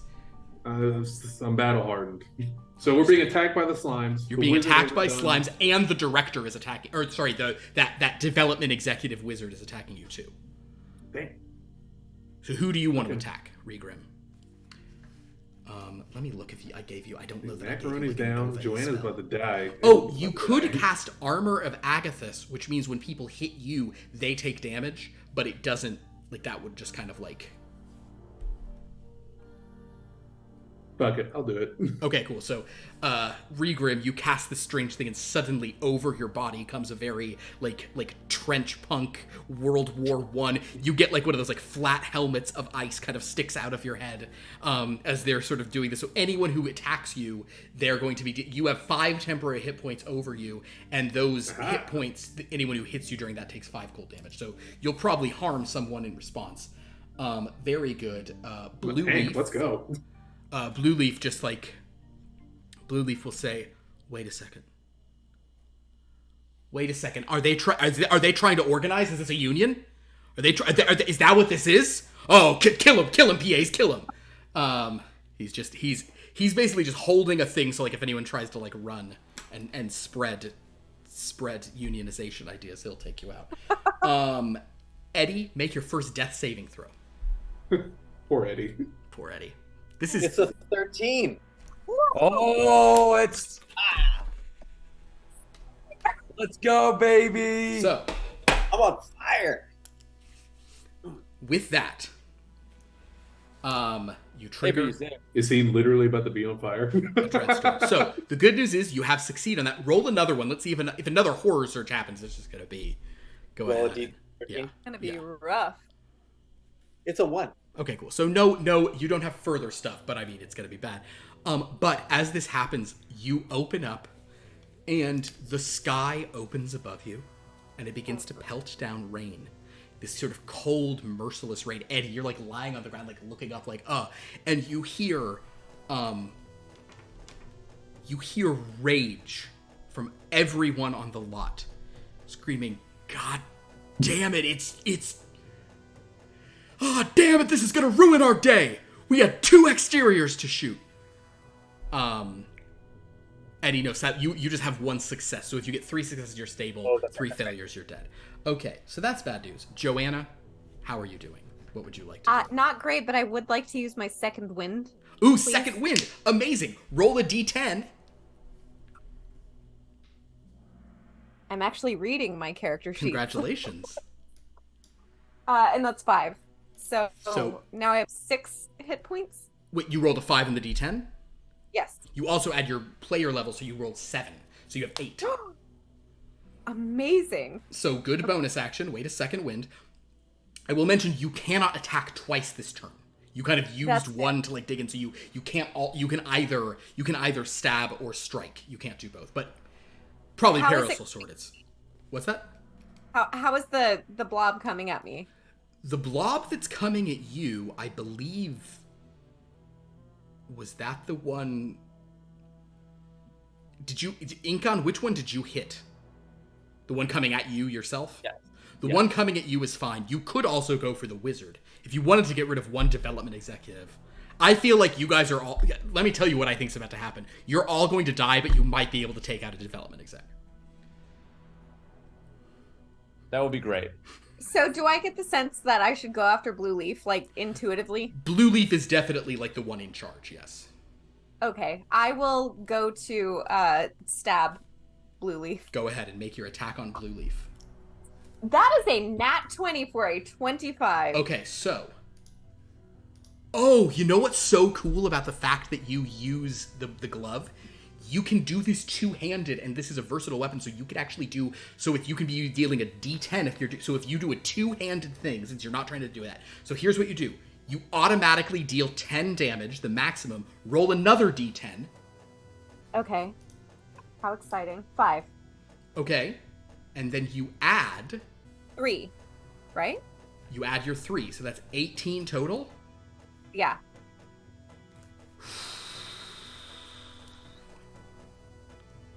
Four hit points left. Wow. Heck yeah. All right. RJ, meanwhile, let's see how RJ's doing for the explanation. As you do this and you stab him, and he was like preparing to cast shield to prevent that, but then it just he's like looks like he's really upset about this. You can hear RJ saying, "No, of course, I'm perfectly willing to work a double. I won't even ask for a second lunch if that's what's required to make this right. Just please stop the violence, and certainly not against me. You can't recast me now. We've already shot 2 reels." Incan, Yes. how's it going, buddy? So, okay, so there is another wave of these PAs approaching, right? There's another wave, and you can see in the distance there's a third wave as well to bring a total. Well, so of 13 PAs. the third wave is 30 feet away, right? Because they will get to us next turn. They will not come this round. They'll come the subsequent round. Correct. But so they are 30 feet away, though. Yes. Technically they're 20 because they have a shorter movement speed. Fantastic, excellent. Then I will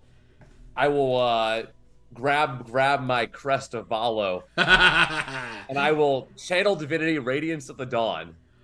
Oh, wow.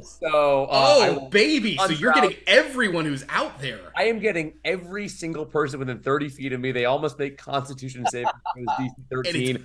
As the light of Valo will cleanse them of their evil and dispel them from the face of existence. And it's only the ones you choose. Like you're leaving your only allies the ones out. I choose. Are you hitting Are you hitting the director ooze, the bigger ooze as well? Yes. Are you hitting RJ Arthur? No. Great. Okay. So that's con saves for everybody? Yes. Okay. So, of the injured ooze, and how much damage is that? It is going to be 15 on a fail and 7 on a success. Okay, so any who fail die. And the 2, you kill Blue Leaf. So basically,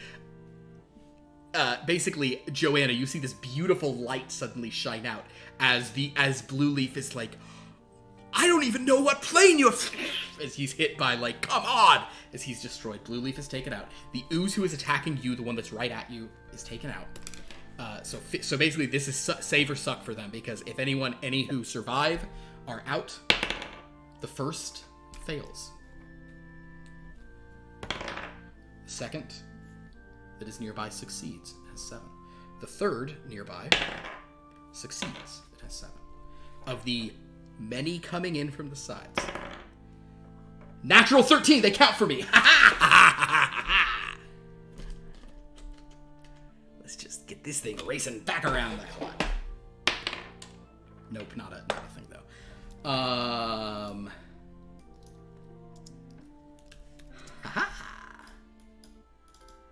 Okay, it's fine. What is your DC? 13. That's a 12. Okay, that one fails. So is 7 death success Combo. success. Okay, so you eliminate 1, 2, 3, 4, 5 oozes and a wizard in one go of your channel of divinity. Yeah. But there are still 4 oozes left, although one group of them are sort of further back. Then you also hit the bigger ooze. I will step far enough away that the rest of the oozes cannot get to me with their normal movement. Okay. And then The smaller oozes have faster movement than the big one, by the way. Yeah. Yeah, I will move away. So, I mean, based on how fast I've seen the other ones moving, I will move away such that I don't think they can get to me with their next movement. Okay, gotcha. And then I will, as a bonus action, I will say, by the light of Valo, and I will heal Eddie Macaroni for 5 hit points. Eddie Macaroni, you're back in the land of the living. You have 5 hit points. Maybe. Ah, great. What a cleric turn there. Baby. What a big cleric turn. Okay, maybe you guys. I mean, you're probably still gonna die, but at least it'll be a thing. Okay, great. That is Incan's turn. The remaining ones, none could get to Incan. He sort of moved. Actually, can you physically? Yeah, I guess you could move to like. Because there's one still left near you. That's fine. That one will just attack Joanna. It misses. A 10 is lower than your armor class, right? Okay. Regrim, what would you like to do? There is one nearby, 3 in the distance, plus a larger ooze, who's now like looking mad. He's going, "Oh my god, how dare they!" Let's see. What is this? I can't heal people, so what can I do? I think for you, it's just like attack. Yeah. Then I will attack. Do you want to go for the big ooze, the boss, or you want to go for there's still 4 little ones remaining? One is. I feel like I want to go close. for the smaller oozes. Let's Let's at least try to get some people, get them off my people. Sounds good. Okay, you can get like the nearest one, and that'll give you guys a bit of breathing room. Go for it. I'll use chill touch. Just chill touch. What's my plus? You on add chill 6 touch? to this. Then I got a 22. 22 is great. Roll your d8. And it is Blue Leaf is dead. So Eddie, it's your turn. You're back in the game. I got an 8. 8. That kills it. All right, Eddie. So you sit up.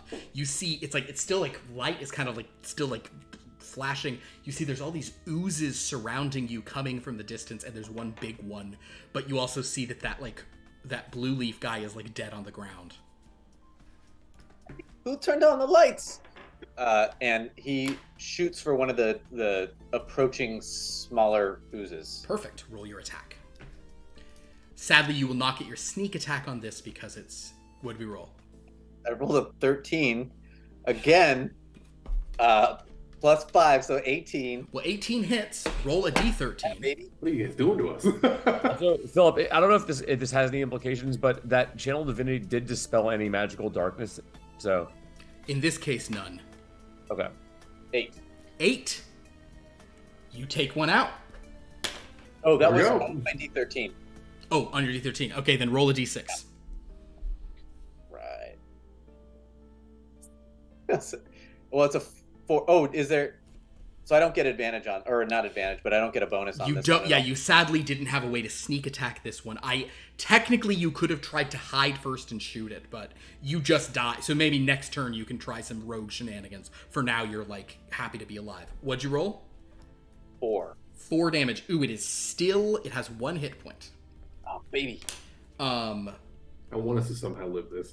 Moving on. Joanna, it is your turn. Is there anything trying to actively attack me? No, well, let me rephrase this. I cannot get myself to focus. It's fine. Huh? Oh yeah, there I They are far away. They're not going to be here until next turn. Can I withhold? You can hold an action until they get there, or you could go attack the big one. There's a bigger ooze over RJ Arthur, who is now in the fray because he got hit by Incan's light show. I'll attack the big one. Come on. Guys, realistically, that's what you need to be doing here. Sure. D20. D20. That is a 16. 16 does hit. Oh. And D8 or D10? For this one, it would be a. Are you going to do a second attack? Or are you only swinging with this? I will only swing. Then with yes, this one is a. Then, right? This one is a Because D10. it would be double-handed. Yeah. Okay. 10. 10. So that's 13 damage. That's very good. You've hit the director for 13. Hey, would you like to use your action surge to hit it again? Yes. Make another attack roll. Okay. That is a 15. 15 hits. This thing is a giant ooze, and its armor class is 6. Oh. Another 10. I'm not even kidding. Another 10. Rushing. Is she just killing this thing? That's 26 damage to it. You've certainly made an impact on this thing. Oh shit. You have definitely like messed with it, but it seems very upset. It's like saying like do you not know who I am? And RJ says, oh dear, yes, please kill it, except if you don't kill it, I never told them to do that. Oh, you overheard me plotting it. Yes, everyone kill this thing, please. It is necessary that we do so. Nice work, Joanna. In fact, RJ Arthur's turn. You know what? Screw it. RJ Arthur's going to bring out the big guns and say, Getting in on the action. and by the way, ooze, for the record, you are disgusting and corpulent. You look worse than the rejects after a party at Clark Gables. And he will force it to make a wisdom save for a vicious mockery, which it fails. So it takes, not bad. 6. And what does vicious mockery do? Advantage on it. It has disadvantage on its next attack, right? I believe so, yes. Cool. Great. Okay, cool. Hey, that'll be helpful because Incan, there are now more getting closer. One of them has 1 hit point. One PA is like, these other ones are coming in. But there are 2 others left who are about to start attacking you guys. And there's this big one that Joanna has done serious damage to. But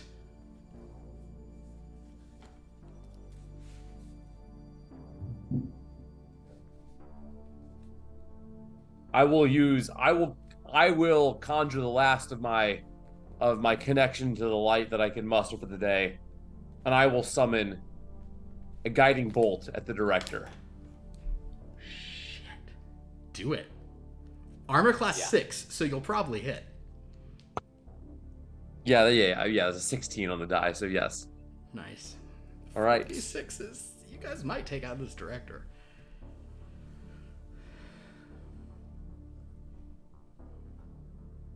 That's pretty mid. That's 13 points of radiant damage, but it is glowing now. It is good. So the next attack on it has advantage. Yes, Eddie and I Macaroni, will- that's helpful for you as well.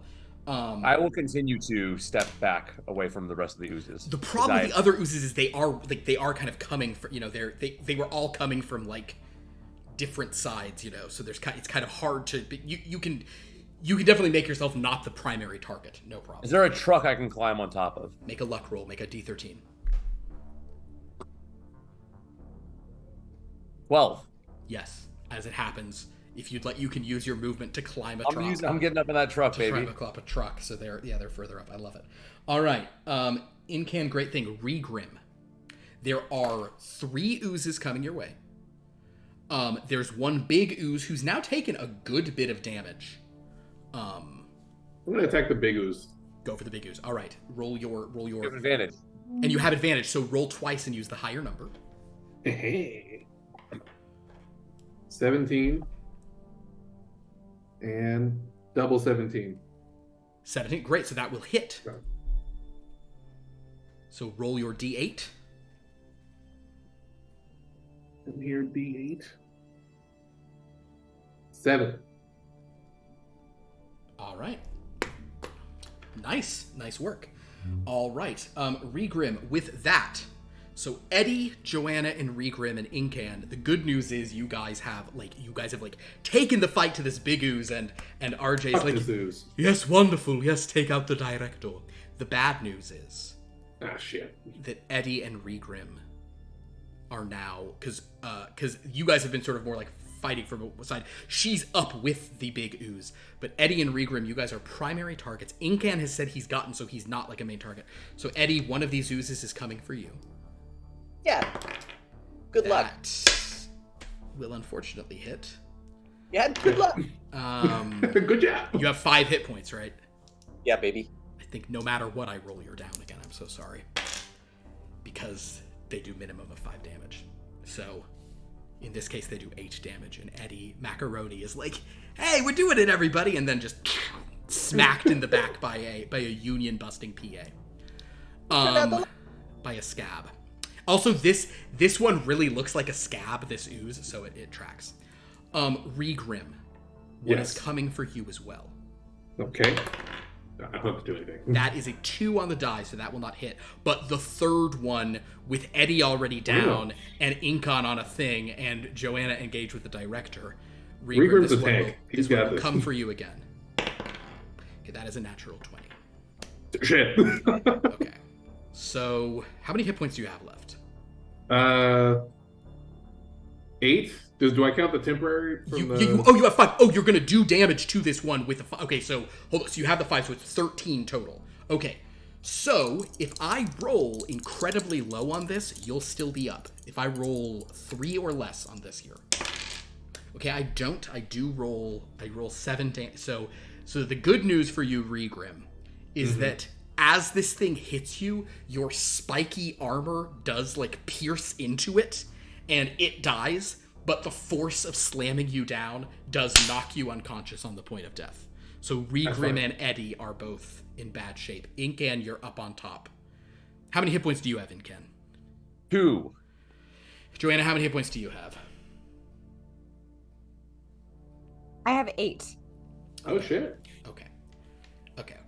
So, yeah, because she did her thing. Okay, so the good news for you is that the following roll has disadvantage thanks to R.J. Arthur's Vicious Mockery. Oh, wait. For the win. Oh, wait, shoot. never I mind. forgot what these things do. Okay, well, it will try this for sure. Okay. A 13 hit your armor class? What's your armor class? Mine? Yeah, Joanna. Oh, it's 16. So no. The director tries to... The director, like a horrifying magical version of Hitchcock, the director, like, paws at you disgustingly, but you manage to get out of the way. But the bad news for you is that this director, which is effectively a gelatinous cube, is going to, though not cube-like, is going to basically just roll through and into you. Can you please make a dexterity saving throw? Yeah. No. That is a 3 Okay. or a 5. Okay, my dear. So, Book, you spoke too soon. as this gelatinous cube, just this gelatinous, like, malformed, like, green thing just rolls over you. Oh my god. That's so many. I rolled 6, 6, and 1. So you take 13 points of acid damage as you are sucked into him, and you hear him saying something about, like, Casting couch. as he pulls you into this, just like, whatever, into his horrible essence. He's not doing great, but now, Incan, you are alone. And RJ Arthur says, oh dear. Eddie, Make a death saving throw. Or Eddie is not doing great. Joanna, Yes. make a death saving throw. I'm sorry, that's a D20? Mm-hmm. Or D20. If you roll a nat 20, you'll have a chance to maybe get out despite taking the damage as you do so. 18? So you're melting, but if somebody were to pull you out, you might survive, but that's probably not where this is going. R.J. Arthur will once again insult this thing and say, "Also, you're a hack. I've seen better angles at a gym that won't be invented for many years." Okay. Nat 20, so but I was rolling for the bad guy, so he succeeds. Damn, sorry. So he did not take any damage from that. That's a shame. Incan, what do you got, baby? I will try and hit the director with a Valo Blast. I like it. If you're well, I mean, that it's not a natural one, so it hits. cool. 3, so no, not great. Okay. He's yeah. Go ahead. Anything else you want to do? Is there a kind of like, is the truck parked near like a building that has a fire escape I can start climbing up? Give Some me kind of another ladder. luck roll. You don't need absurdly high luck because you already got a high luck on the last one. But let's see. Well, that's a 2, so probably not. No, it is not. It is not parked in any sort of convenient place. It has made you not a target, but now you're like the only target that remains. Regrim, give me roll a D20. Is there like an angle of escape I can take to start moving away and position myself farther away than the jellies than the PAs can get to me? The PAs will take a minute to sort of get up the truck, so you could basically be like you can just move back along like the truck, sort of. Yeah, towards great. I just want to move. Yeah, strategically move. Makes sense. Regrim, roll a D20.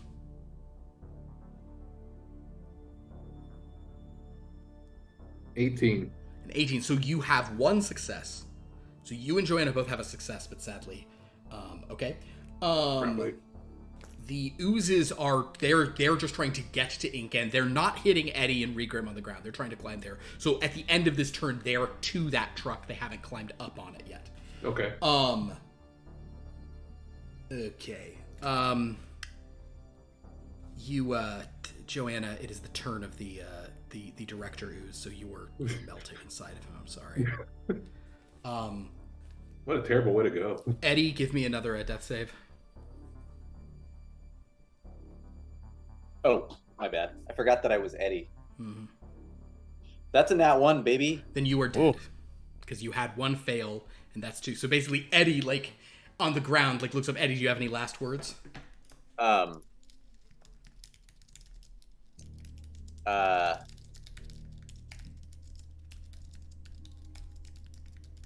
Looks like I'm swimming with the fishes now.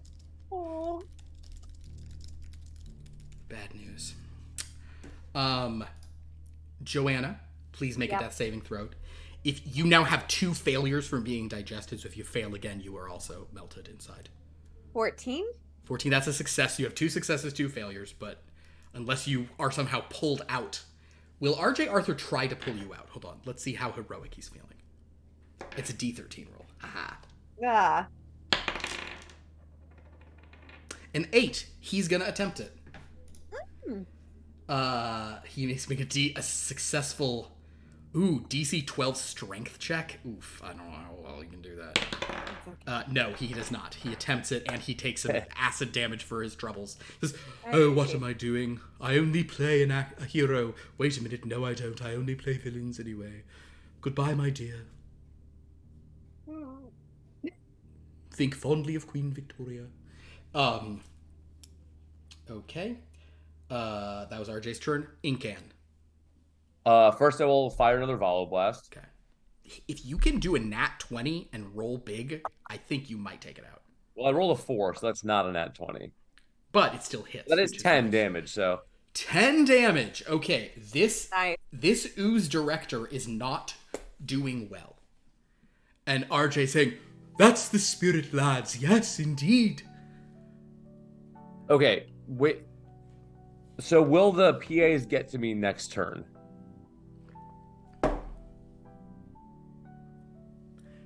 half speed to climb up. I'm pretty sure they are low climbing. Sorry. Yes, they will get to you the turn after this turn. So, like, if I were to the next turn, I'll be able to move without provoking attacks of opportunity. Yes.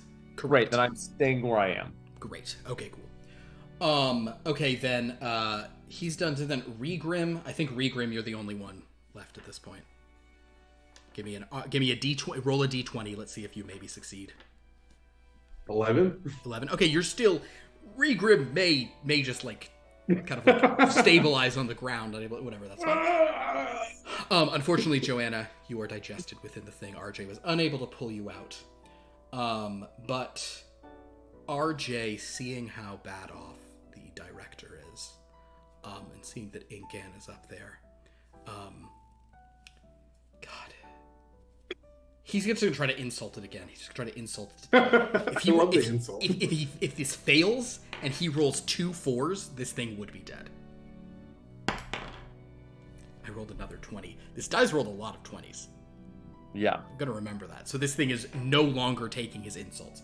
Incan, I understand that you're thinking of moving without opportunity attack, but at this point, they are not in your space yet.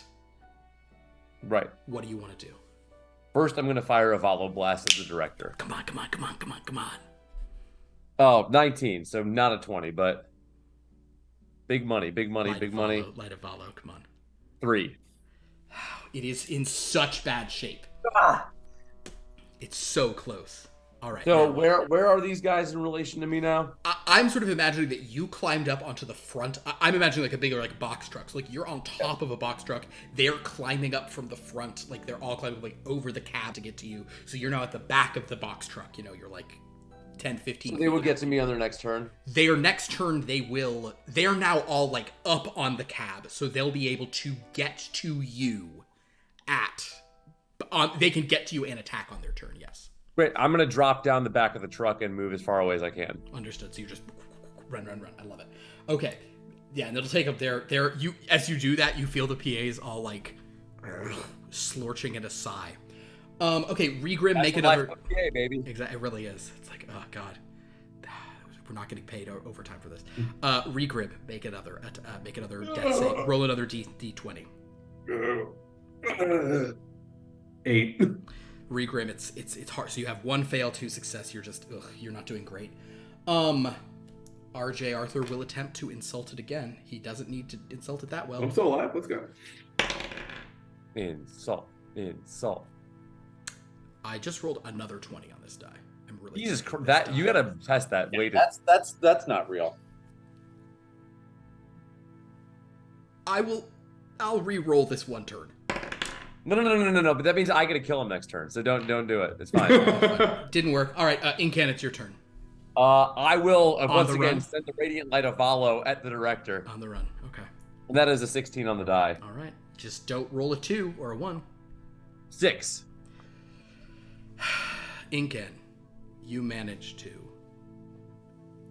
smack the director with a Valo blast. The director was dark. Joanna's corpse falls out of it. Eddie's corpse is on the ground. Your companions of the past 6 days are dead or dying. Regrim is on the ground, not looking good. Arthur says, "Yes! Oh, wonderful! Thank you, my associate producer. You've done very well. Wonderful job, my chap. Attention, PAs. I am the director now. Cease your hostility immediately." I'll roll for him now. I just rolled a 2, which does mean it's weirdly weighted because that's right next to the 20. Yeah. All right. Anywho,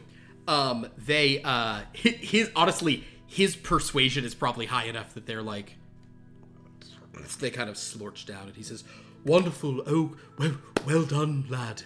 He comes up to you, Ingad. Well done. I'm so sorry about your companions. Do I recognize that Regrim is still like alive? Yes. Are you proficient in medicine? I mean, I'm not, but I have a +3. Yeah, I think you can tell. Also, I have Spare the Dying, like, as a cantrip. So, yeah, for sure. Yeah. I will disqualify him, so let's spare the dying.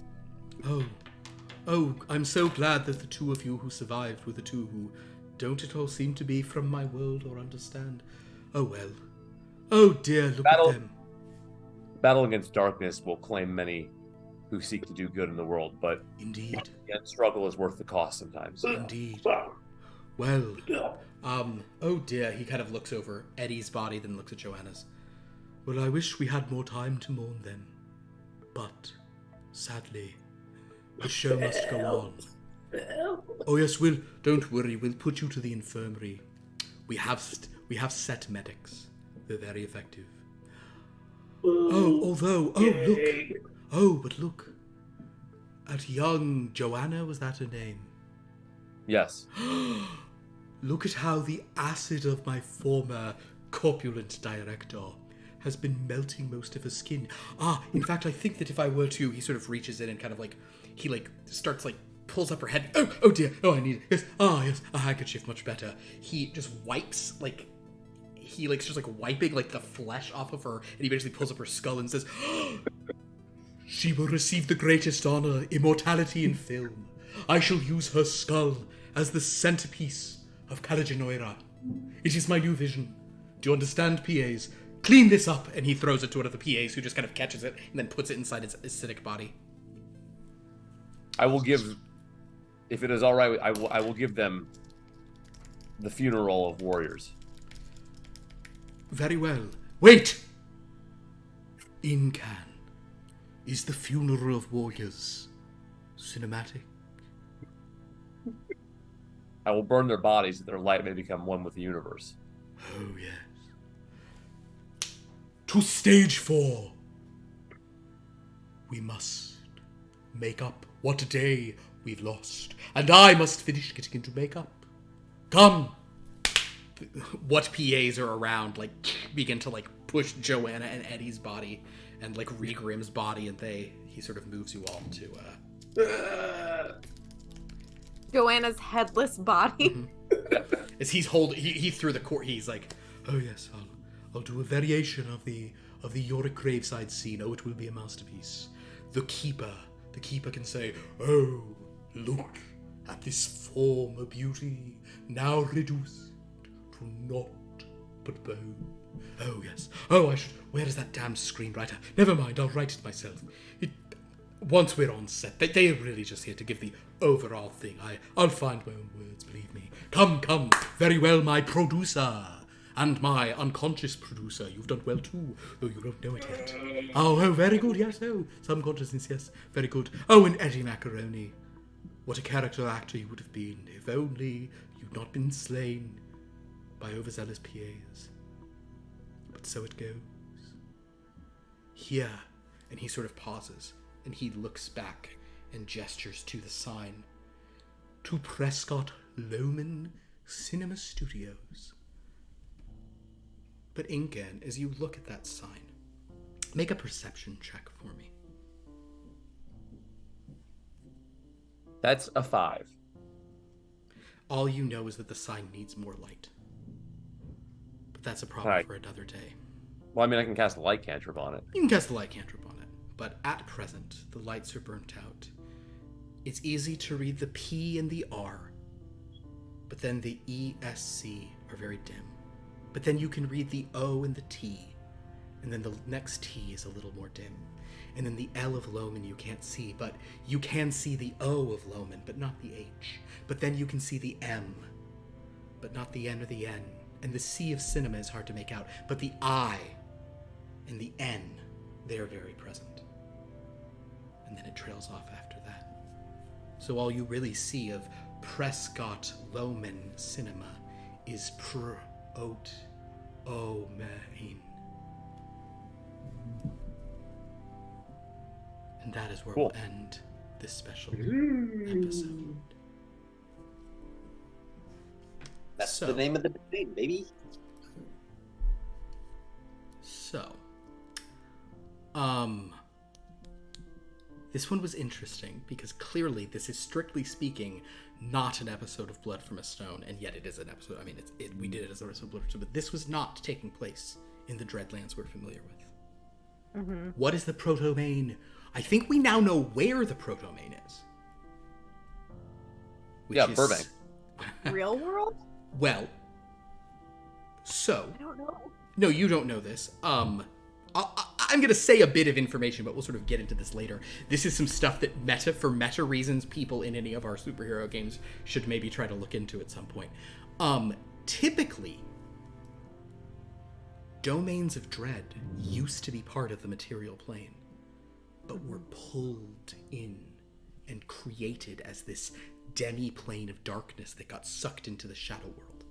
So right now, all of this is taking place in people who are in the same multiverse as Top Flight. Some from the Earth of Top Flight were pulled into the shadow world to domains of dread and now have wound up in this particular domain of dread called the Lot, also known as Protomain. Prescott Loman Cinema. Prescott is a name that longtime devotees of Top Flight might be somewhat familiar with. For Helena Prescott was the little girl who had Maisie. But this happened before she was even born. Who was Mr. Prescott? And more importantly, what happened to the studio? What happened to that land in Burbank? That is a mystery that maybe if I can find a reasonable way to have our Top Flight or Formation Nation crew ask about. So, very fun session, guys. I hope that you enjoyed these characters. Some of them lived, some of them died. Did this happen years ago? Is this happening now? Who knows? The point is, a lot of craziness going on here. Thanks for being here for Friday the 13th, for our 9th 13. Yeah, we've got, I don't know. There's a lot going on here. I'm sure this raised a lot of questions, but I hope it also did answer some questions. I hope that some of what happened today was definitive information. Anybody feel that way or no? Or are you guys all just like, who knows what's going on? Don't worry about it. We'll be back next week. Book is putting things together, and he may be the only one. Yeah, I think so. We'll be back next week to see what's going on in our domain, in our more typical domain. Maybe we'll find some connections to the proto-domain. Maybe we will have occasion to revisit the proto-domain at some point, although the survival rate was mixed. I will say that I'm going to tell KJ about this, and she's going to be very happy with Incan's performance tonight, I think. I think KJ will be very pleased. I think she'll be very pleased. I think Incan did Valo well. Did the reputation of Valo very well.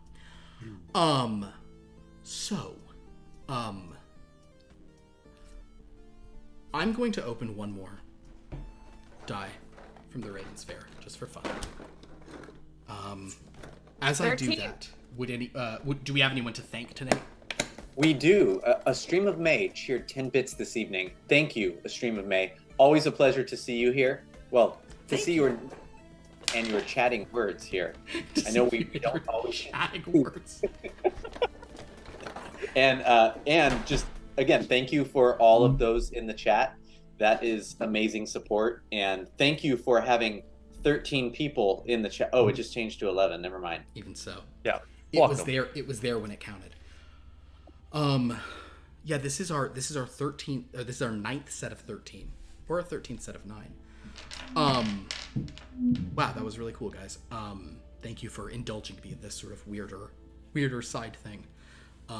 But we've learned some things. So what Medina has in common with all of these characters we met tonight is that she was from somewhere else first. In terms of player characters, she's the only one. There are some other, there might be some NPCs that is true for. I think we've established Etienne was somewhere else, but... So, we have other games on this channel. Join us on Sunday for Strange Lore. Join us on Monday for Theme Party.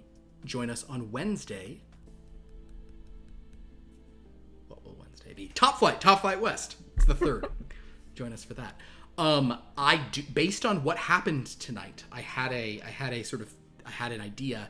I will announce soon what our holiday spectacular will be this year. Because based on how things went tonight, this being so disconnected meant this did not bring to us a clear thing within the stuff. So we'll get to stuff, but I have a couple ideas.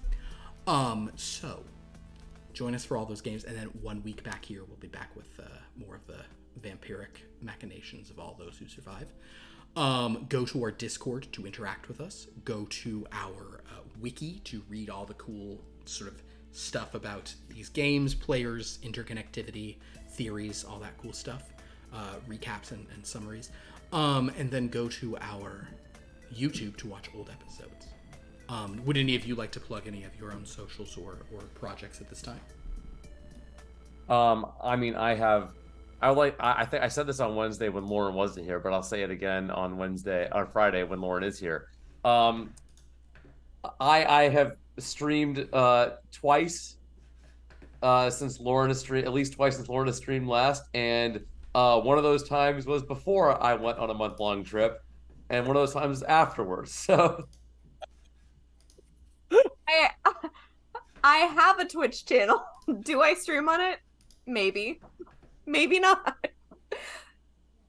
Has Zane been encouraging me to stream on it? Yes. Do I listen to him? No. now, you know who I saw streaming on TikTok the other day? Some guy talking about some fucking strees. Yes. Strees. Talk about it. Well, nice plug. I talk about strees on the TikTok and the Instagram.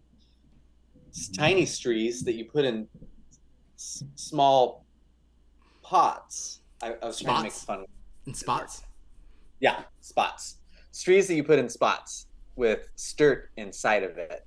How can they find you? On the Zane strees, on all of them, on the internet. Press the button. Thanks. Yeah, go to our About page. That's where you can find out all. Moses, do you have anything? Just thanks for being here, Moses. Thanks for being here, all of you. I'm certainly sad Liv was unavailable this time, but I know we'll be happy to have her back soon. And She's traveling the world. she He's really also is. literally in Japan right now, so like whatever. But she's also she's figuratively in Japan. So yeah. But I know she was really sad. She was missing this momentous session number. Well, guys, thank you all so much. We'll have a lot more soon for you. Until then, happy Friday the 13th, and have a dreadful night.